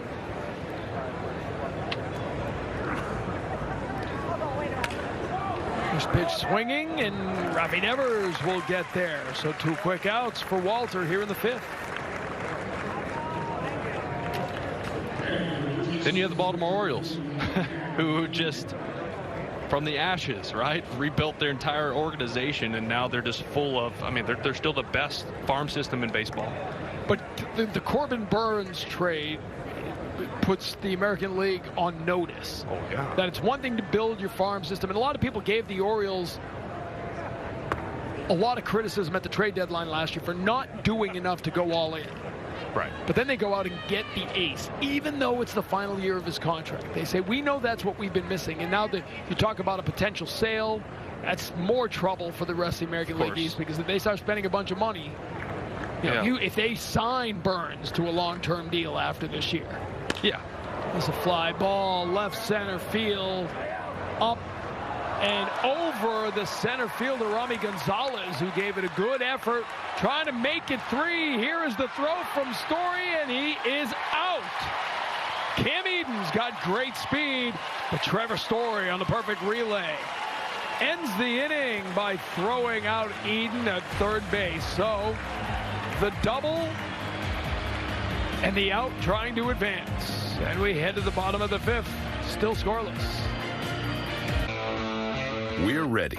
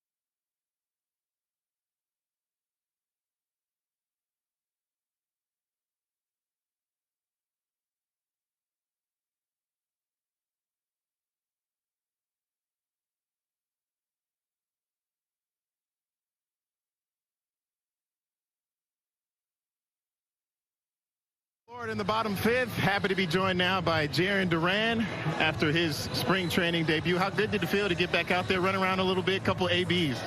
Yeah, it felt really good. You know, I was pretty nervous on that steal because I haven't had to push off on my toe like that, but I didn't feel it at all, and it felt really good to steal a base again. Nice to get some feedback out there in a live game situation because we know that's part of your game, right? Absolutely, yeah. What this season, obviously, having that injury and having that injured year, how have you built your offseason and to get your body in a position to stay injury-free? Well, the Red Sox really hooked me up. They got me to a good PT facility, and they were just kicking my butt every single day, man. There were some days I'm like, I don't want to go because I know all the hard work I'm going to have to put in over there, but I loved it, man. I loved the grind, and it was awesome to go over there and put in the work every day. You had a few ups and downs, I guess, to start your professional career, right? A lot of adversity hit you, injuries, different things with your mental health and all that. How is this year different for you? How are you approaching coming into this season? You know, it's every day I'm just trying to, yeah. It's just, I mean, every day is a struggle, you know, but, you know, you just gotta enjoy the things, you know, just enjoy the opportunities. And honestly, I just happy with the boys, you know, just hanging out with the boys, like taking care with them and having fun is kind of like what I look forward to every day. Just, my mom always told me to pick out the good things. Like, I have the choice to be happy for the day. So I always wake up every morning and think about the blessings that I have and come to the field enjoying every day. How do you describe how last year went for you? Seemed like you got into a position where things were going well for you offensively. You seemingly began to click for you. Then you had the injury, obviously. How do you sum up last year's season? It was a real test of, like, just my character and the hard work I wanted to put in, because baseball's hard, you know, like, I did really good, then I slumped, then I fought back and did good, and I slumped, and I fought back again. So it's just adversity, and honestly, it's just a test of how much you love the game and how much you want to put in every single day. And I'd always come to the field every single day just wanting to get better, especially with Huddy and Pete and Rosie, just working on my swing and defense. So to me, it's just like, how much do you want it and how bad do you want to love the game? And the hard work won't stop. We know center field this spring is a competition. How are you approaching that? I just came into spring knowing that I wanted to be an all-around better baseball player, because, you know, we have so many weapons in the outfield and around the field now. We have so many athletic guys. I was like, wherever they want to put me, I want to be able to be the best that I could be for the team. So I was like, if they want to play right, I'll work on right. If I'll be in center, I'll work on center, or left, whatever they wanted me to do, because at the end of the day, it's not about me. It's about the team, and I just want to win with the boys. All right, please allow me to make this one about you, and I probably should have led with this. Kind of buried the lead here. You got to take off the hat. We got to get a look at the, I mean, come on. What's up with the blonde? Was this like an accident? Like, what happened? No, I mean, honestly, I was just kind of bored, you know. Pete going through therapy and all that all the time, and I thought about doing it before the winter weekend, but I was like, no, I can't come over there and make it all about my blonde hair, so I kind of saved it till after. But I don't know, I've had a lot of positive things about it, so I won't change it yet. But once I get some negative stuff about it, maybe people start chirping me about it, I'll probably go back to my hair. I could say it's been 5-star reviews from here on out, so certainly a good look for you, man. I think you should keep it. Can we see the whole thing, though? Can we please? Could you take off the hat? I can't give it away now, but they'll see it eventually. The people will see it eventually. All right, we're going to hold you to that, Jarren. Thanks so much for the time, man. Appreciate it always, and always insightful and giving us a peek into what life like is for you at the big league level. So thanks a lot. Thanks for having me. All right, TC, we'll see the blonde hair eventually, Jarren says, but you just got to see it out the back of the head for now. Yeah, Jemai, sounds like that might be an episode on the Netflix special when we finally get to see the full hair. Yeah, you're going to get that to Netflix folks, huh? That's probably be an episode. Yeah, maybe. They haven't asked about it yet, so we'll keep it hidden from them, too. There you go. All right, so everybody's wondering. That's a tease for the documentary. We're doing it all here. Thanks, Jemai. Great stuff. Rami Gonzalez will step up the double play, 6-4-3, after Valdez took the leadoff walk. Roberto Perez grounding into the 6-4-3 double play. It's now 2 outs here in a scoreless 5th inning. Sends that one to center field. And that'll end the inning. We head to the 6th. Scoreless here at JetBlue. At the Toyota Washington's birthday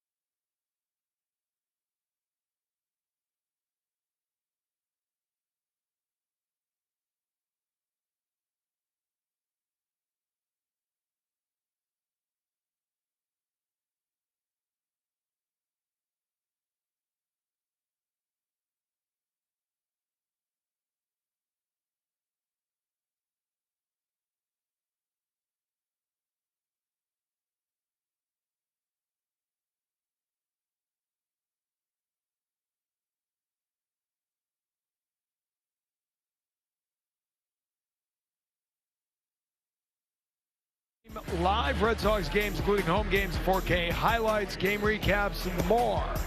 Log into the app with your direct account or authenticate it with your TV provider. Start streaming now. Nice day to sit out, grab a beverage, watch a little spring training baseball here at JetBlue Park. Brandon Walter back out for his third inning of work. Cutter Crawford started. Walter, 2 innings to follow, now 3.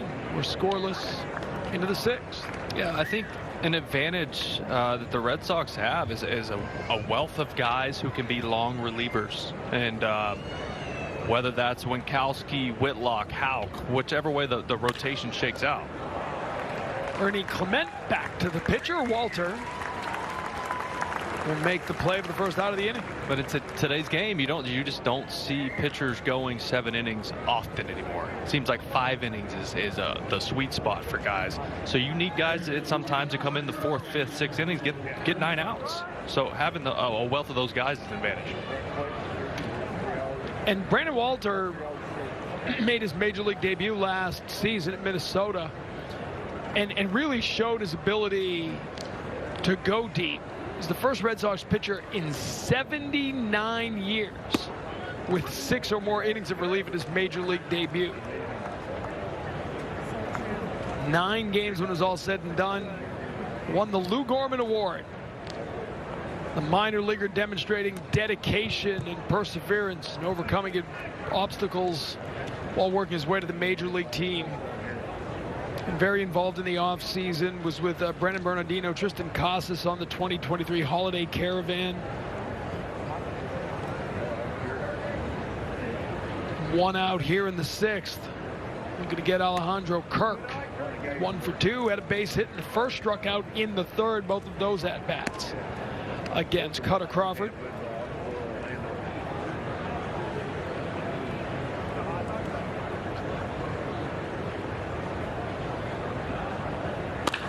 Will drive this to left field, up towards the top of the wall, and gone. Home run. Alejandro Kirk goes deep for the 2nd time this spring, and the Blue Jays take a 1-0 lead.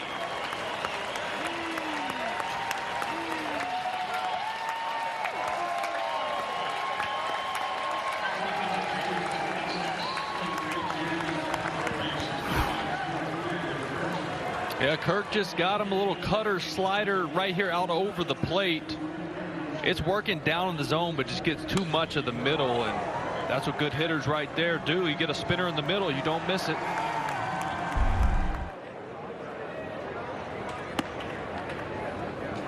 So the Blue Jays on the board first, 1-0 lead here in the 6th inning. 2nd homer of the Grapefruit League season for Alejandro Kirk and Daniel Vogelbach.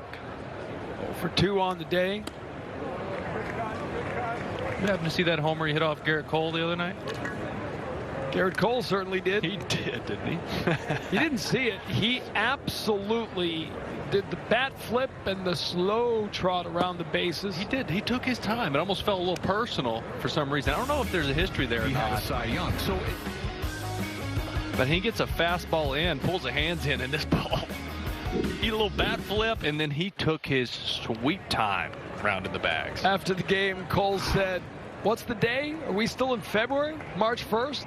Glad he enjoyed that at bat." And he left it there. So if the Yankees-Blue Jays rivalry needed a little more firing up, the former Met just did it for him. I don't think anybody's surprised that Garrett Cole took exception to it. he has a problem with a lot of stuff. Draws a walk here. So there's the question, right? We've talked a lot about the unwritten rules of baseball changing over the last 5 years. Let the kids play. It's a lot Let more them loose. have A lot fun. more loose now. Did that cross a line? I don't think it crossed a line. I think, like I said, I don't know if there's a history there that caused him to do that. I think Vogelbach's trying to make a team. He's a non-roster invitee to camp, not on the roster. So he's just fired up. But at the same time, you've been there, done that. It seemed like just a weird spot to pimp a homer, honestly. I'm not going to go as far as say it crossed the line because it's not the end of the world. Davis Schneider 1 for 2. Single in the 4th inning off Walter, facing him for a 2nd time here. 1-0 Blue Jays lead.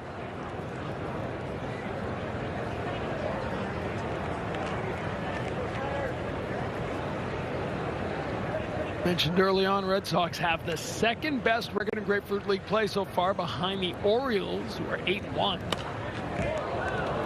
Schneider fouls that back.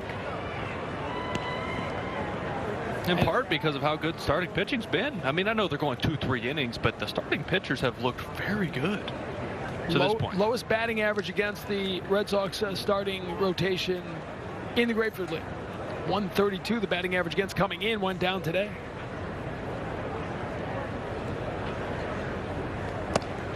Just looking at the pitching staff and whole at a whole as well. It's a lot different feel than last year. Obviously, you wish they added one more guy to the top of that rotation. But you got guys like Bayo, who's not behind this year. Whitlock, not coming off hip surgery. They're just healthy, and they're ahead of schedule, which was not the case last season. Schneider chases, and the count is full now with a man on first.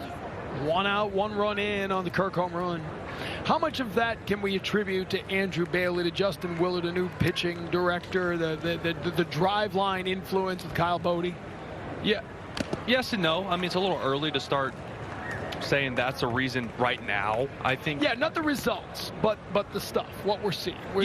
Several guys are saying the uptick in velocity is already there. Uptick in velocity, you're seeing guys working on certain pitches, which we've heard Andrew Bailey say, look, we're going to make changes based off of how these guys' body moves, where basically all they have to do is change the grip on the baseball. They don't have to change their mechanics. We want them to move naturally, and we're going to give them a pitch selection that fits their body type and their release point. So they're just trying to get the most out of each guy. So in that aspect, yes, you're seeing some fruits from that already. But the biggest thing for me are guys like Whitlock and Bayo coming in healthy and ready to go. And that plays into just having a regular offseason.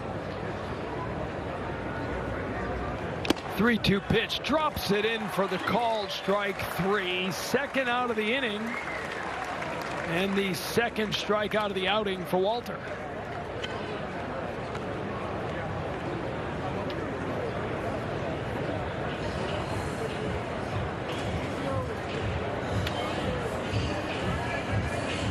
And Alex Cora will come out, and that appears to be, don't want to jump here, having a conversation.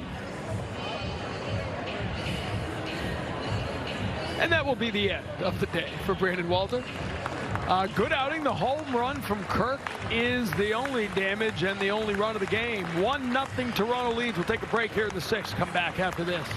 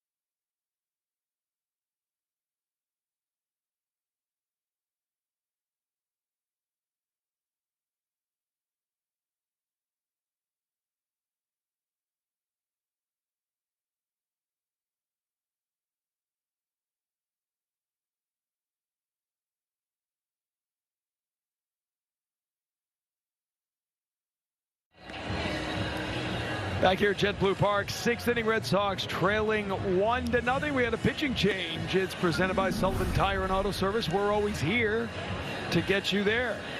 Chase Sugart coming in as the third pitcher of the game for the Red Sox. See his numbers last season with the Woo Sox.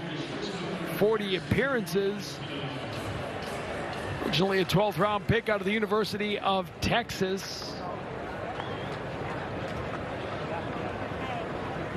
Switch to the bullpen back in 2022. Originally came up as a starter. That one down in the dirt, and Colesberry couldn't get the throw away and kind of landed awkwardly there. Appears to be okay. Yeah, foot slipped right out from under him trying to make a play on that ball.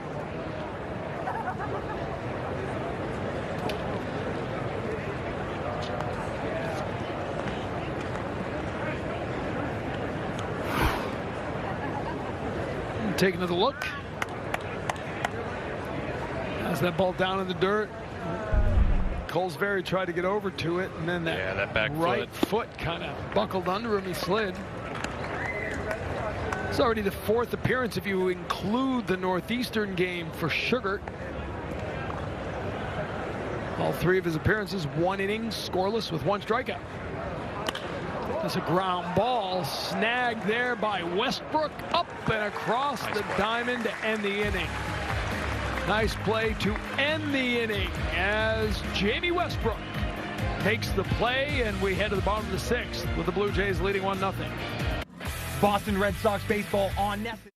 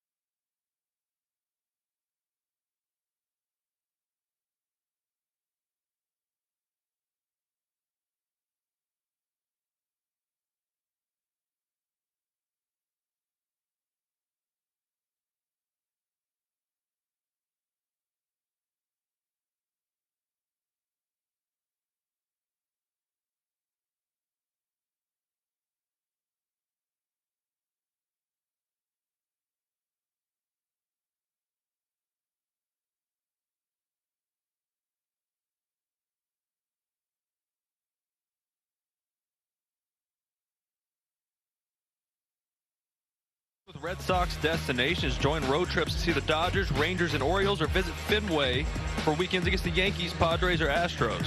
Learn more at redsox.com/travel.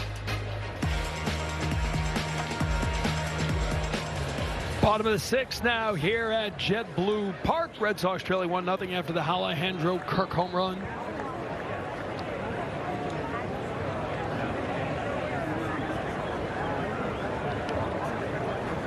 Red Sox kept it just 1 hit so far today by Blue Jays pitchers. Some hard hit balls mixed in. Atom balls. Jamie Westbrook made the play to end the top of the 6th. Leads off here in the bottom half.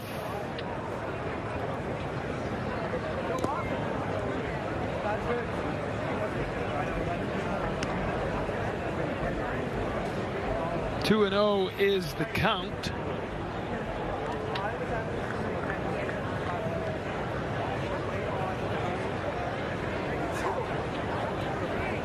New pitcher for the Blue Jays is T.J. Brock. He's the 5th pitcher of the day for Toronto. T.J. Brock, born in Cincinnati, a 6th-round pick of the Blue Jays. His dad, Tom, was drafted by Seattle in the 46th round after he pitched at the University of Michigan. And a leadoff walk here for Westbrook. Bring up Trevor Story for his 3rd at-bat of the game. He's 0 for 2. That last at-bat, that line drive up the middle, knocked down by the pitcher, had 2-run single written all over it. Hit it well, good swing decision, just nothing to show.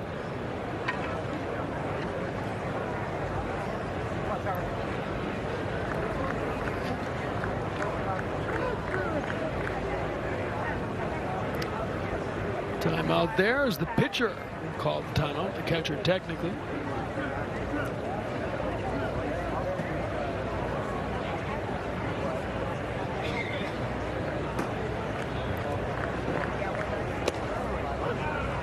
Strike called as Brock will get the outside corner.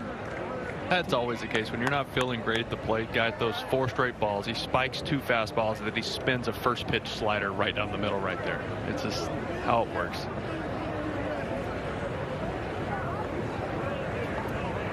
I believe he's telling the pitcher, Brock, you gotta make sure Trevor Story's looking at you. Make sure the batter's looking at you here before you come set.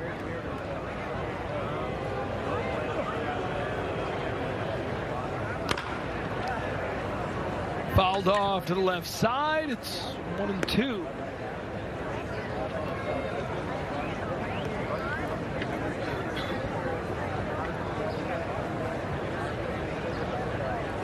You were talking before about the importance of a healthy offseason. Trevor Story said it's been, what, 3 years since he had a full winter to just devote to working out, hitting all the markers you want to hit before you report to camp. You could see it. It looks a little bigger, stronger. When you're not spending all off season rehabbing, it's a mental grind too more than anything. Yeah, physically you want to get your work in, get stronger, run, make sure you come into camp ready to go. But mentally, more than anything, you just feel like a ball player again. Day 1 of camp, asked him with all the reporters gathered around the clubhouse about last season and the expectation for this year. He said, listen, we don't like to lose, we're tired of it. So we know what we've been over the last couple of years. The answer is going to come from within. Yeah, Trev doesn't show a lot of emotion, but he is one of the most competitive guys I've ever met within the game. He puts the work in. He leads by example. It's quiet confidence about him. He's not going to be that rah-rah type guy. I think now he's taking more of a leadership role with Justin Turner leaving. So maybe he will be more vocal. I think we've heard some guys saying Trevor's spoken up a lot more this spring so far. He's got leader written all over him. 3-2 pitch. That one will make it up through the middle. That's a base hit for Trevor Story. So the first 2 batters aboard here in the 6th. Good adjustment for Trevor. I mean, this is 2 bats in a row. We're seeing him make hard contact to the middle of the field. We saw him earlier in the game pulling off the slider down and away. Everything in his direction of his swing moving to left field, moving towards the monster. You've got to stay to the big part of the field when you start to feel that way. 2 at-bats in a row, hard contact to the middle field. Great job by Trevor Story. Red Sox trying to get aboard here. That's just the 2nd hit of the game for the Sox today. First baseman Joe Dunand will be up for the first time. Came in for Tristan Casas defensively last inning. First pitch swinging.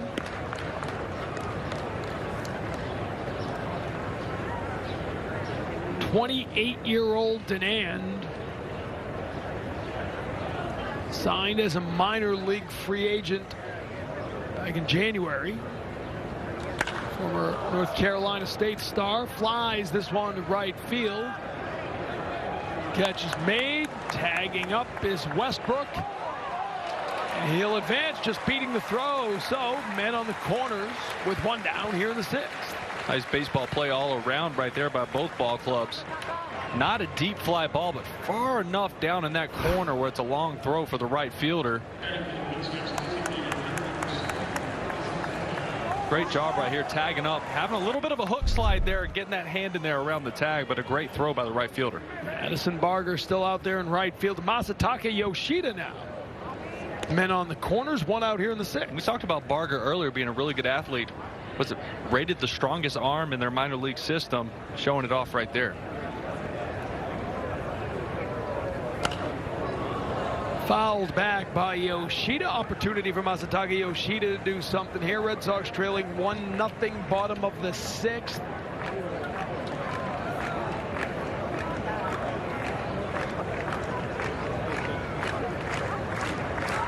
Runner at first goes, slapped opposite field. Base hit, Masataka Yoshida, and the Red Sox have tied the game at 1.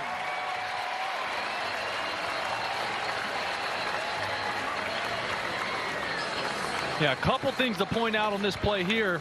That's twice today we've seen Massa hit the ball hard, barrel the ball to the left side. This is a great swing.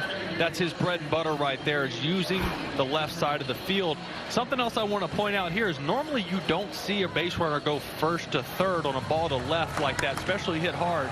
Trevor Story runs well, but he does notice the third baseman is the cutoff man to home. He was not on the bag, and Trevor made a really good read to get to third base with nobody occupying the bag. So men on the course again for Dalton Guthrie. Red Sox tying the game up 1-1. The RBI single for Masataka Yoshida.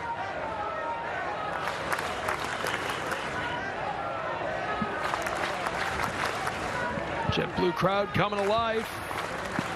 Sox get on the board for the good first time today. Good block there by Max McDowell, the new catcher of the Blue Jays.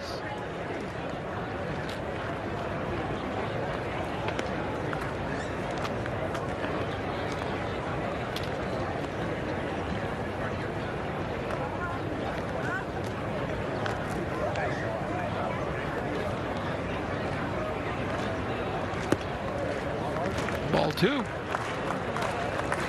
Guthrie signed with the Red Sox early February after spending most of last year in AAA. The Phillies, Braves, and Giants organization came up through the Phillies farm system originally. 28-year-old shortstop turned outfielder.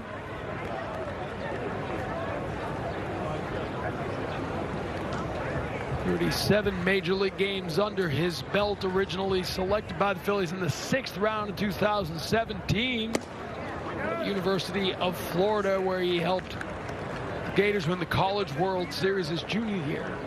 That has to be such a cool experience for those kids. I mean, I grew up watching Omaha. Used to be Rosenblatt, now it's the new stadium. But man, this just draws such big crowds. It's a fun time for those guys. Swing and a miss, strike three for Guthrie. So 2 down here in the 6th inning with Nick York stepping up to the plate.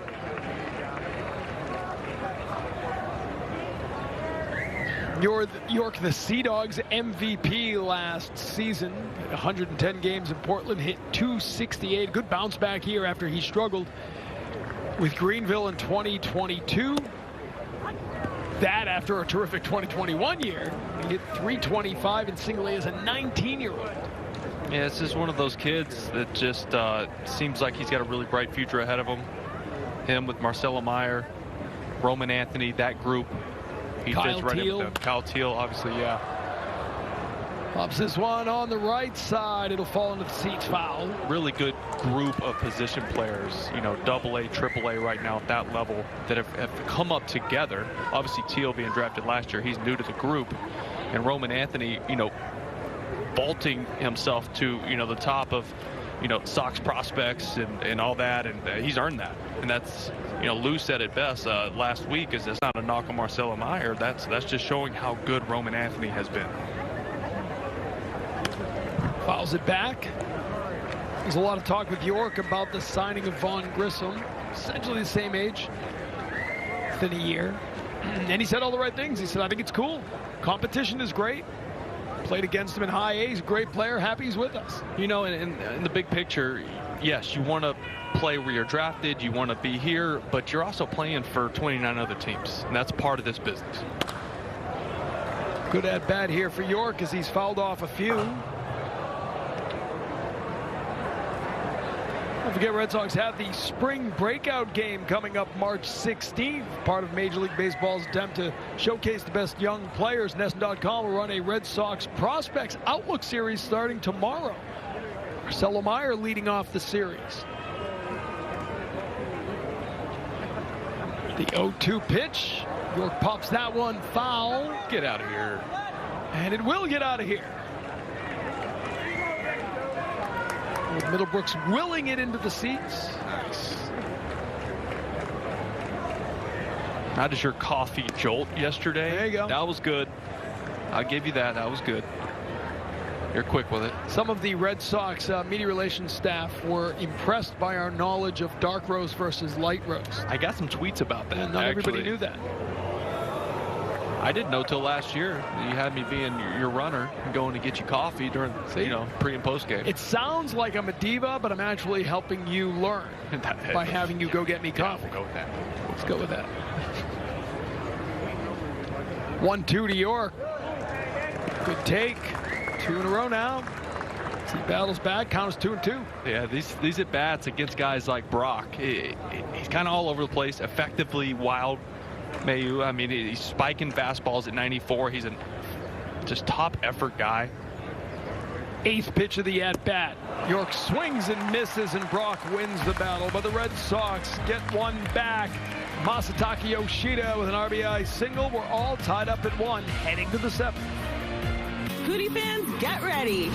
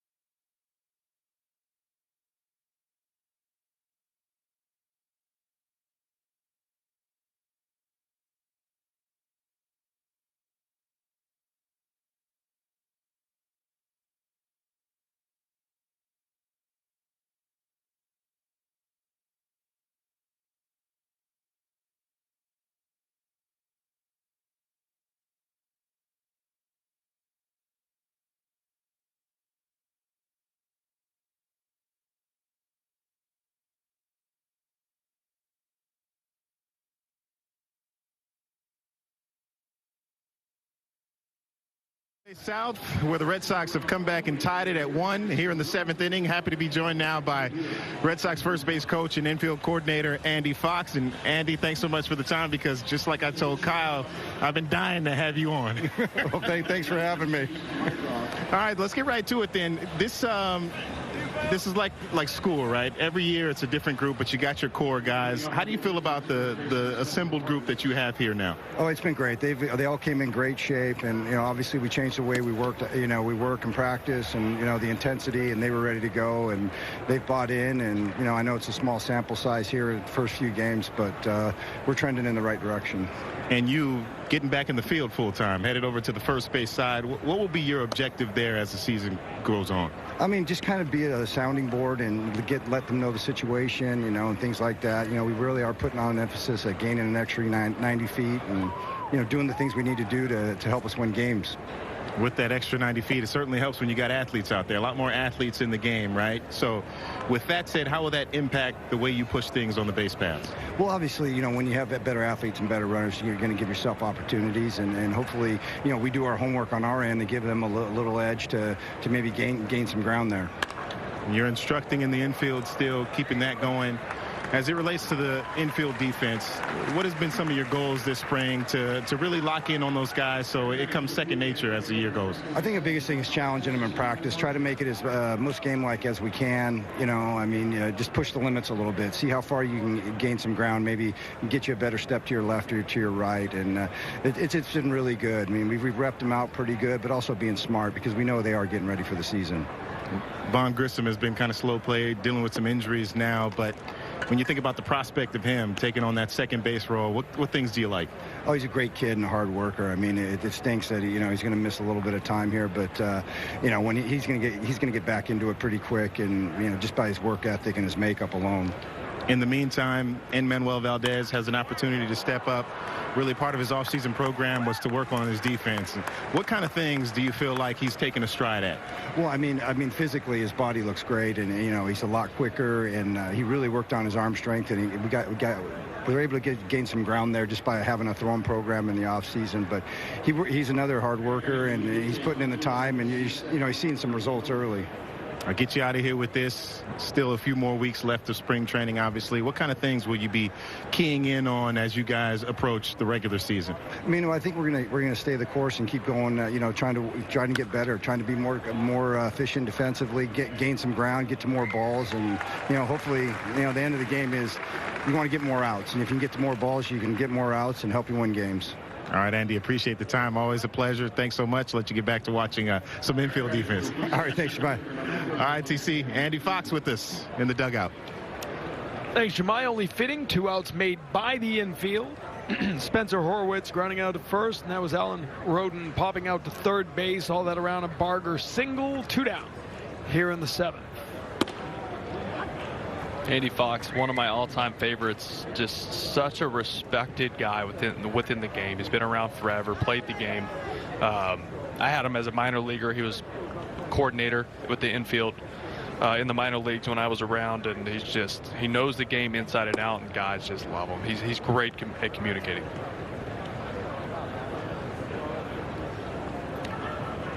Chase Sugar still on the mound. Got the final out of the 6th inning, coming in for Brandon Walter.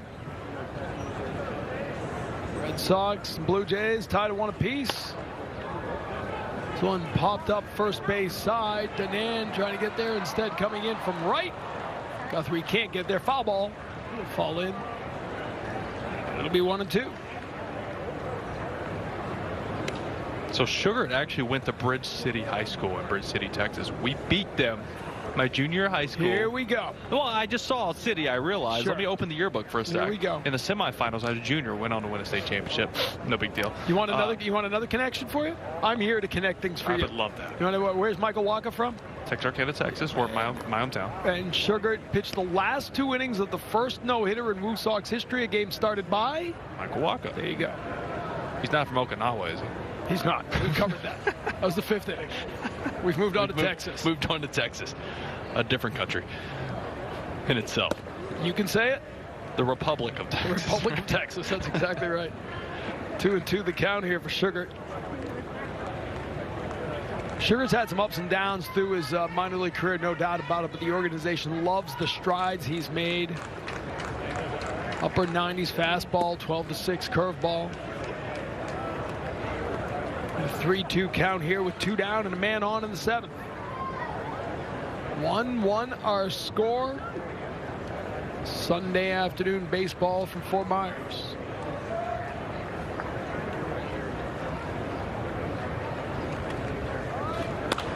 It's driven left field.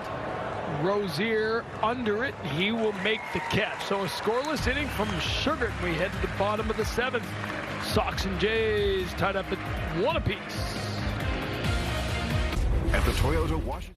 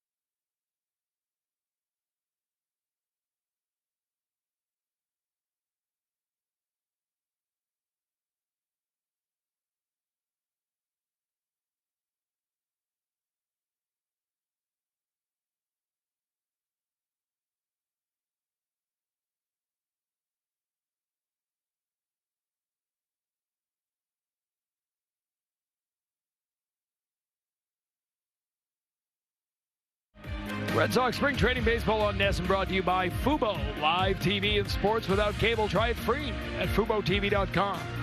And by Sullivan Tire and Auto Service. We're always here to get you there.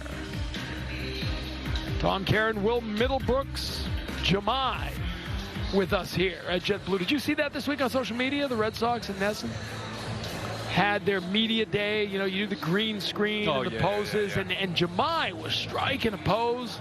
And NESN put out, it's Jemai, like Madonna. One word. Like one Bono. Name, one name. Right. And I totally am on board with that. Tom Karen, Will Middlebrooks, Jemai. Right? I mean, it just screams flows. Diva, right? Oh, no. It screams superstar. A guy who has... Both can be correct. A guy who has achieved the greatness, who no longer needs the last name. Jemai, what say you?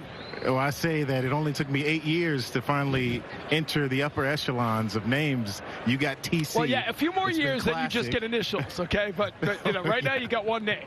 Which I can appreciate because it took me a while to get here. First, it was hard for people to actually get my name right. And now that they've got that, I feel like I've made some strides. So you dropped the easy name. Webster was the easy one to pronounce. Yeah, exactly. Could have just gone Webby. You know, a little nickname action. Baseball likes to add that. That's true. Kevin. That was in athletics when I played. That's a lot of guys called me that. So that tracks. We could have a feature of Web Gems, your favorite plays of the game. See?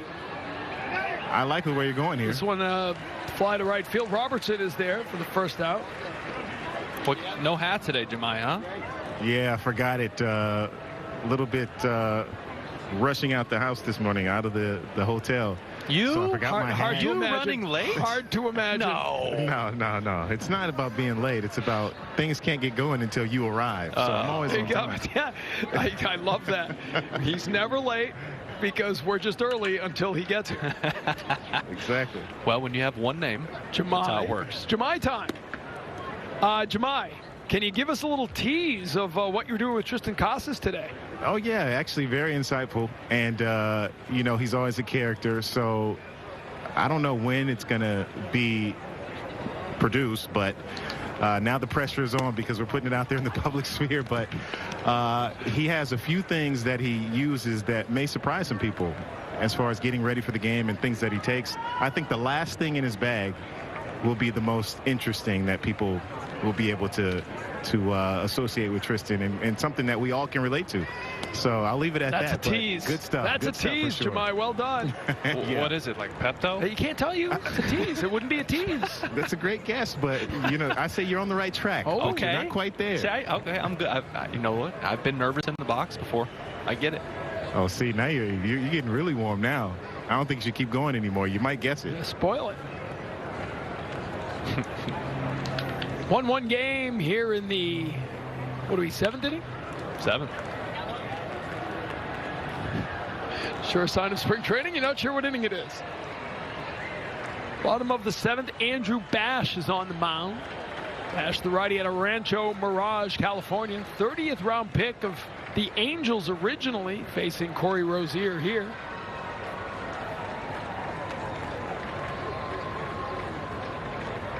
Jay Sandu, minor league contract back in 2021 after he was released by the Angels. Rozier back up the middle, played by the new second baseman Jimenez, and he did get him. Getting down the line right there. Got some speed.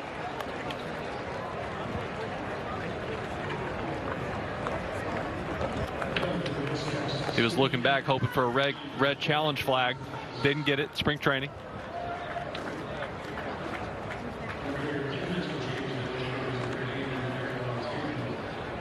Rami Gonzalez came in for Jaron Duran. He'll step up here.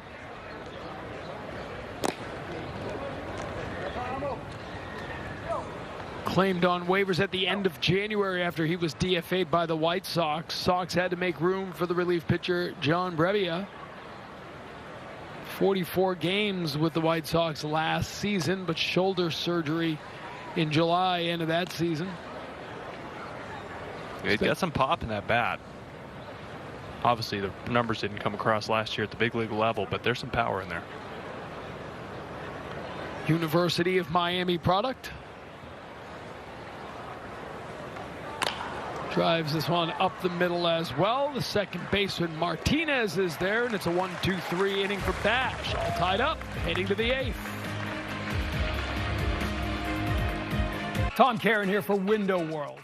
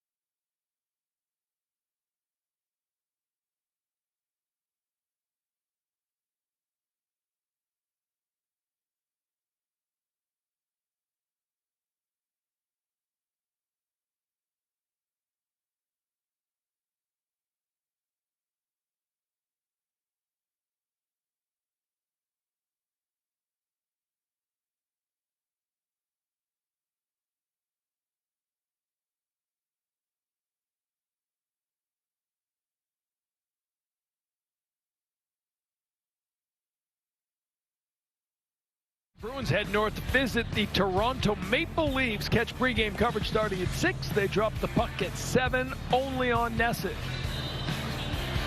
Back here at JetBlue Park, tie game into the 8th inning. We're all tied up in one piece. Red Sox officially announcing the news that broke yesterday. They've added first baseman C.J. Cron to the club's spring training roster. He's a non-roster invite.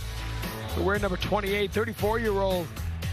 Batted .260 over the course of his career and was an all-star just 2 seasons ago. If he makes the team, it'll be his 6th major league team. See his numbers last year, 12 home runs. And certainly an interesting prospect here as you think about what he might be able to do. Originally a first-round pick of the Angels. Yeah, a lot of power. I've seen it through the years. Last couple of years dealt with some injuries, back problems last year. But, 2018 through 2021, absolutely hammered left-handed pitching. Last couple of years, not so much, just 220. But I'm going to, say that had to do a lot with his back not being right. So if he's healthy, this could be a good spot.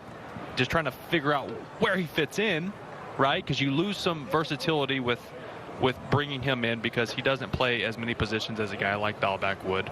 So you're obviously looking more offensive upside. The bat, one of those two guys makes your roster. Exactly. And I feel like and I said this yesterday, if Cron makes this ball club for opening day, you feel like Rafaela has a better chance to make the club because his ability to play the infield and give some more versatility that they would lose without Dahlbeck. Because you do want a right-handed hitting complement to Tristan Casas. Absolutely. Who could play first base, absolutely. Right? Just to spell him, because I think we're going to see Casas on an everyday basis. He needs to play every day. I think he needs to hit lefties, and he will. There's also some details to Cron's contract. 5 days before opening day, he has an opt-out. And if the team wants to, there's a retention bonus essentially for $100,000 if they want to keep him until June 1st. So there's some details there to work out. Let's say he's not ready, but they want to keep him, not give him release. You have to pay him a little bit of money. It's not a big contract, $2 million if he's in the big leagues this year, but he could add some power for sure. Lucas Litke, the new pitcher for the Red Sox, got the strikeout. Now he faces the catcher Max McDowell. Litke had the quote of the year early on in spring training. He said, "People tell me I'm like a cockroach. You can't get rid of me." 36-year-old lefty has done and seen it all over the course of his career. Red Sox like his potential to add a little left-handed depth in the bullpen. You got him, Joely, Rodriguez back with the team on a minor league deal. There's some options for sure. Obviously, Brennan Bernardino and what he could do. He's the guy. Chris Murphy, tons of depth with the left-handed side of the bullpen. Alex Cora was clear that Brennan Bernardino doesn't get anything automatically at the beginning. He said he's here competing for a spot just like everyone else. But a guy who last year, Bernardino went from waiver claim to one of the best lefties in the game. And this is back-to-back strikeouts for Litke to begin the 8th inning. Hey, having options, having depth, that's what this is all about. Because as you know, through the grind of 162, injuries happen. Guys underperform. You've got to have extra guys to turn to down in Worcester.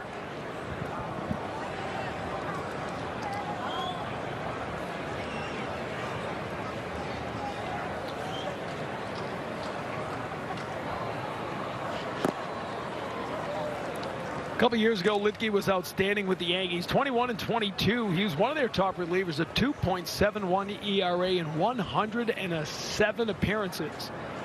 Was traded to Atlanta after the 2022 season. Had biceps inflammation, just never really got on track with the Braves. Spent most of that 2022 season in AAA. Last year, just 12 appearances with the big club. Here's ahead 1-2, Phil Clark. Third batter of the inning. He struck out the first two.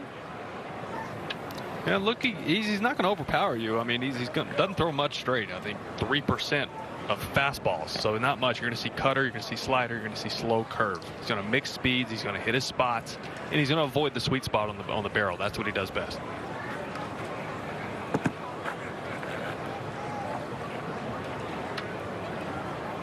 Two the pitch, driven foul, right field.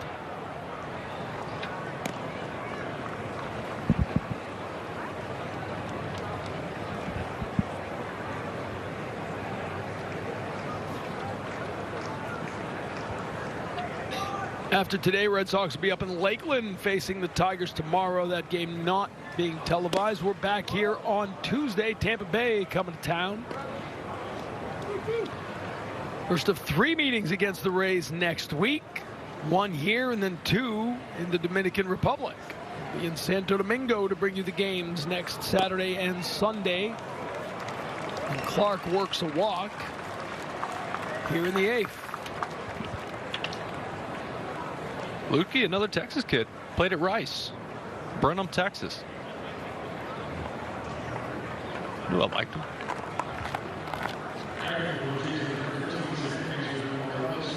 Orelvis Martinez at the plate now. 1 on, 2 out. Orelvis Martinez last year led all Toronto minor leaguers in isolated power and home runs. 30 home runs in 2022 in New Hampshire set the single season Fisher Cats record. 2-1 the count now. Baseball America has him as the second best prospect in the Blue Jays system. He's a top 100 pick in Major League Baseball, 90th on their top 100 list. Little grounder to second. Up with it is York, and he'll make the play to end the inning. So a scoreless 8th for Lucas Letke and the Red Sox and Blue Jays all tied up at 1.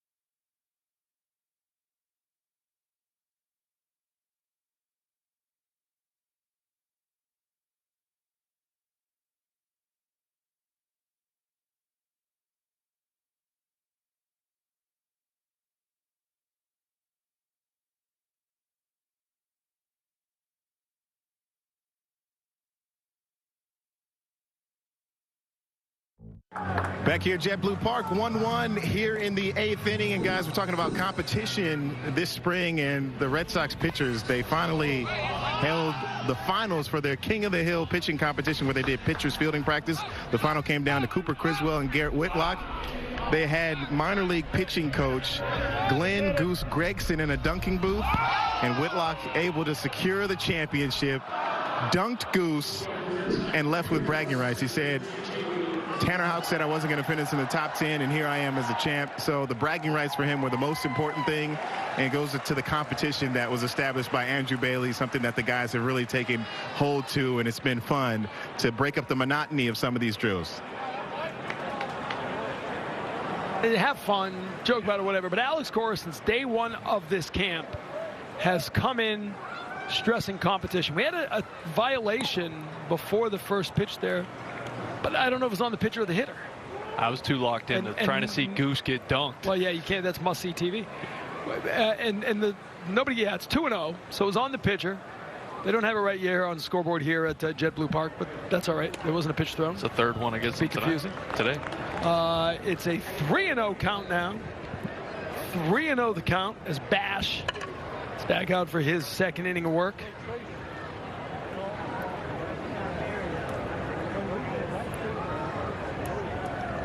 Jamie Westbrook rips that one left field side. side. It'll find the wall. Bounce back quickly. That's a wall ball single to lead off the 8th for Jamie Westbrook. Little 3-0 hack there. I love that. Feeling himself confident in spring training. Come up for the big league Wago. Hits a laser off the monster here.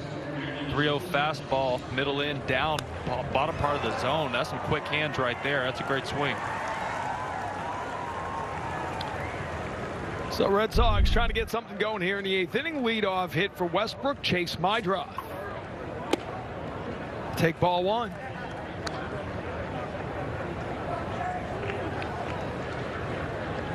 Mydroth last year hit .338 with Greenfield Drive. Got called up to Portland at .255. He was the Sea Dogs Defensive Player of the Year. Just 6 errors last year. A combined 212 chances at third base, second base, and short. Baseball America said he had the best glove of any third baseman in the Eastern League. It's a 1-1 pitch, 2-1. An avid surfer. While in college at San Diego, became a serious surfer. You ever surf? Absolutely not. Windsurf.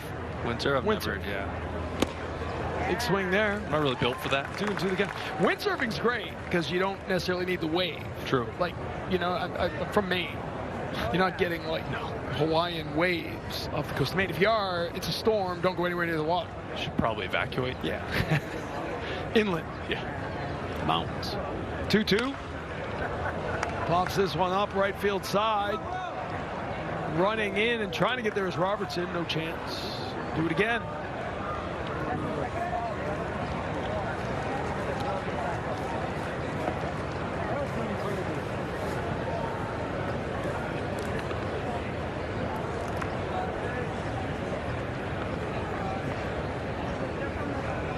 Mydroth was a Red Sox before becoming a member of the Red Sox. Played for Yarmouth Dennis, the YD Red Sox out on the Cape. 2-2. Takes the ball. That's something I think I missed out on, and I would have loved to do with the Cape League. Cape, yeah. You know, signing out of high school, obviously it's a college summer league, so you have no chance to go play in it, but it just seems like so much fun. Important part of a lot of players' careers, first time with a wooden bat. Especially the guys from smaller schools who get the opportunity to go ball out and then get an opportunity to go in a higher round. 3-2 pitch with the runner going. No chance to get Westbrook. So Mydroth is retired 6-3, but now with 1 down, the runner in scoring position. Today's game presented by Fubo. Stream New England sports and more on NESN with Fubo. Try it free at FuboTV.com. Joe Danan. And on second, 1 out.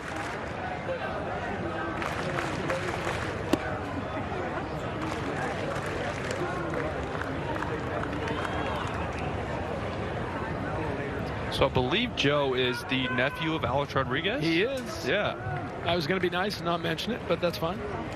Trying to endear him to Red Sox fans. Just don't swat at any gloves running down the line. Nothing like that. You'll be good. Stay away from Veritek.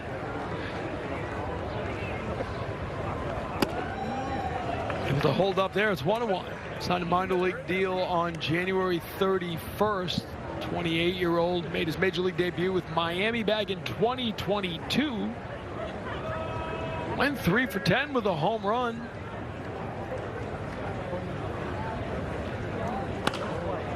Fouls this one back.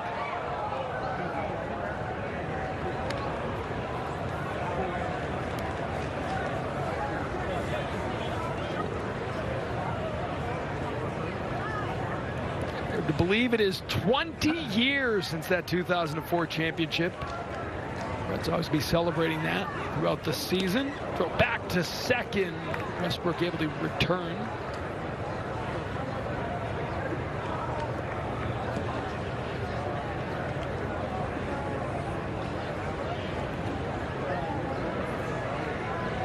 Never expecting that inside move that get picked off this early in spring training. You're not expecting that. Caught him off guard.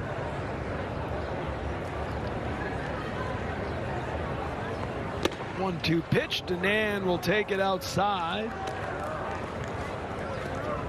Alejandro Kirk gave the Blue Jays the lead, 1-0 on his second home run of the spring. That was in the top of the sixth. The Red Sox answered right back. Masataka Yoshida with an RBI single. Just 10 hits combined. On one, the score is Danan tried to lay off. Strike three called, and there are two down here in the eighth.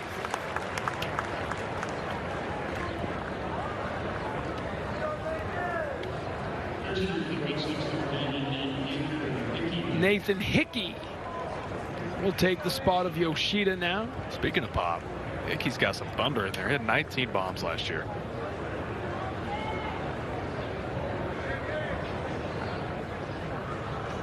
Was an Eastern League postseason All-Star for those numbers. 15 of them with Portland. It's his first major league camp. Comes in as Baseball America's number 15 prospect in the organization. It's an infielder growing up, but at Florida they turn him to a catcher.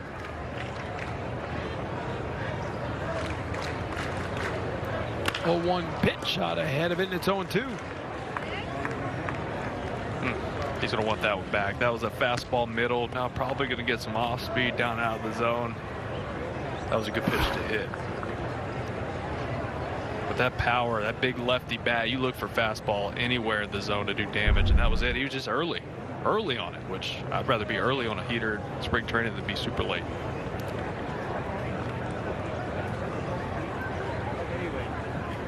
The 0-2 to Hickey drives this one to right field. That'll drop in. Runner being sent as Westbrook comes around. He'll score. And it's an RBI single for Hickey, and the Red Sox take their first lead of the game here in the eighth. Nice little go-ahead knock there by Hickey. Gets an 0-2 changeup actually up in the zone, and a real hittable pitch. Bash, I'm sure, trying to bury that, trying to get some chase down below the zone, but leaves it up. See the catcher calling for a low. I mean, that's belt high and just screaming, hit me. Hickey does just that, drives in the go-ahead run.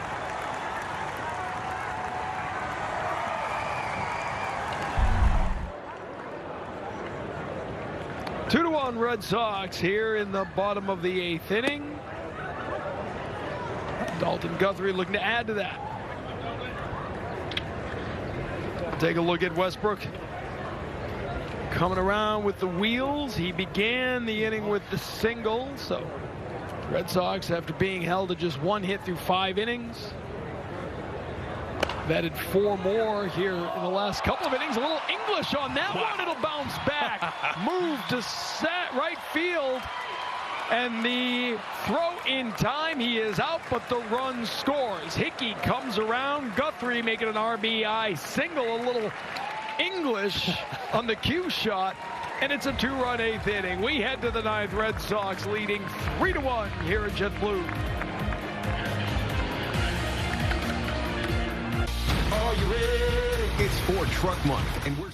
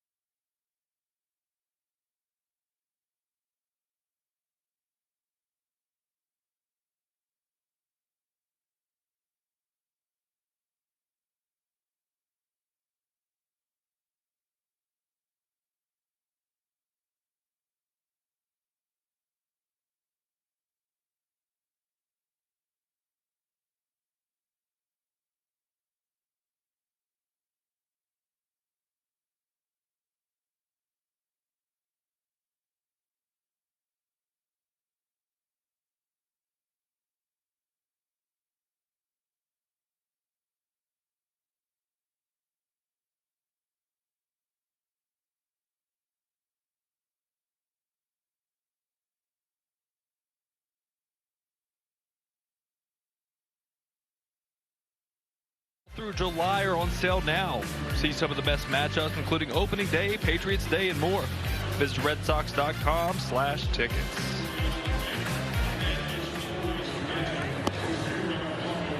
All right, we're ready to go here in the 9th inning after the Red Sox scored a couple runs in the bottom half of the 8th.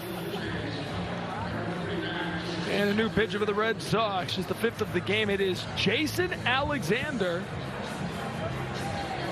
who the Red Sox just signed midweek after he was designated for assignment by the Milwaukee Brewers on a minor league free agent deal. Of course, Jason Alexander, the name of the actor who played George Costanza on Seinfeld. Of course, Alexander, that is just the second connection to Seinfeld we have here in Red Sox camp, right? What's the other one? Trivia time. Yeah, I'm not ready for this. What do you got? I won't even ask. I will just tell. Yeah, just tell me. Lucas Giolito. Oh, yeah. His grandfather, the actor Warren Frost, played Mr. Ross, George Costanza's prospective father-in-law. Pretty cool. In Seinfeld. This Jason Alexander is behind 3-0. By the way, I walked in the clubhouse for the first time 2 days ago. I did not realize how big of a human being Lucas Giolito is. He's a big dude. Like, I knew he was 6'6", but it's like a different 6'6". Like, he's massive. It's a hulking 6'6". Yeah, he's a big guy. I didn't realize that. Alexander fighting his way back. It was 3-0, now 3-2 as he gets the called strike.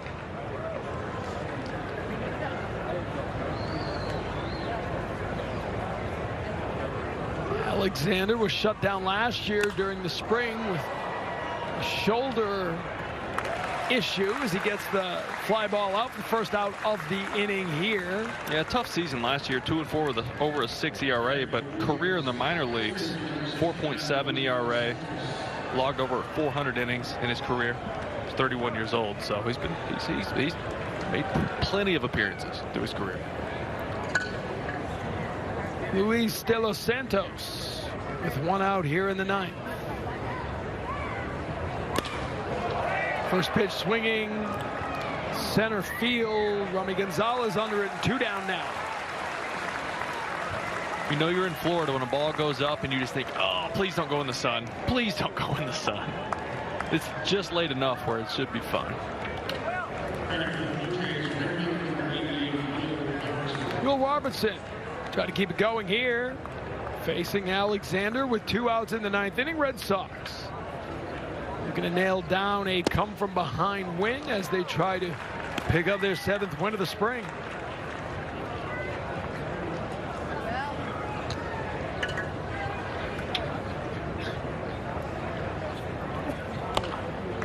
Fouled bag off, and it's 0-2.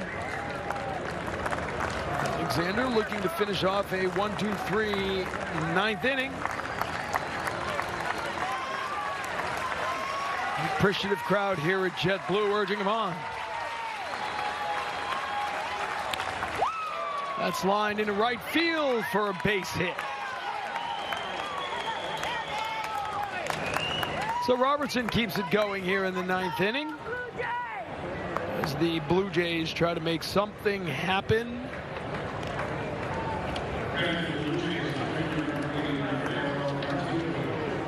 Rafael Lantigua stepping up to the plate.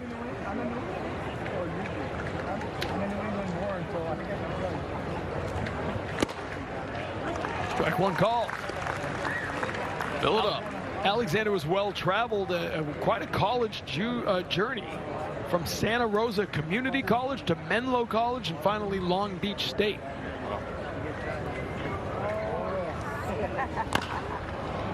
Fouled off, and it's 0-2 again.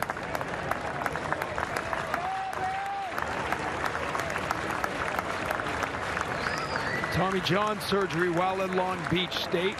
Ultimately signed as an undrafted free agent in 2017. Climbed all the way to AAA in just 2 seasons.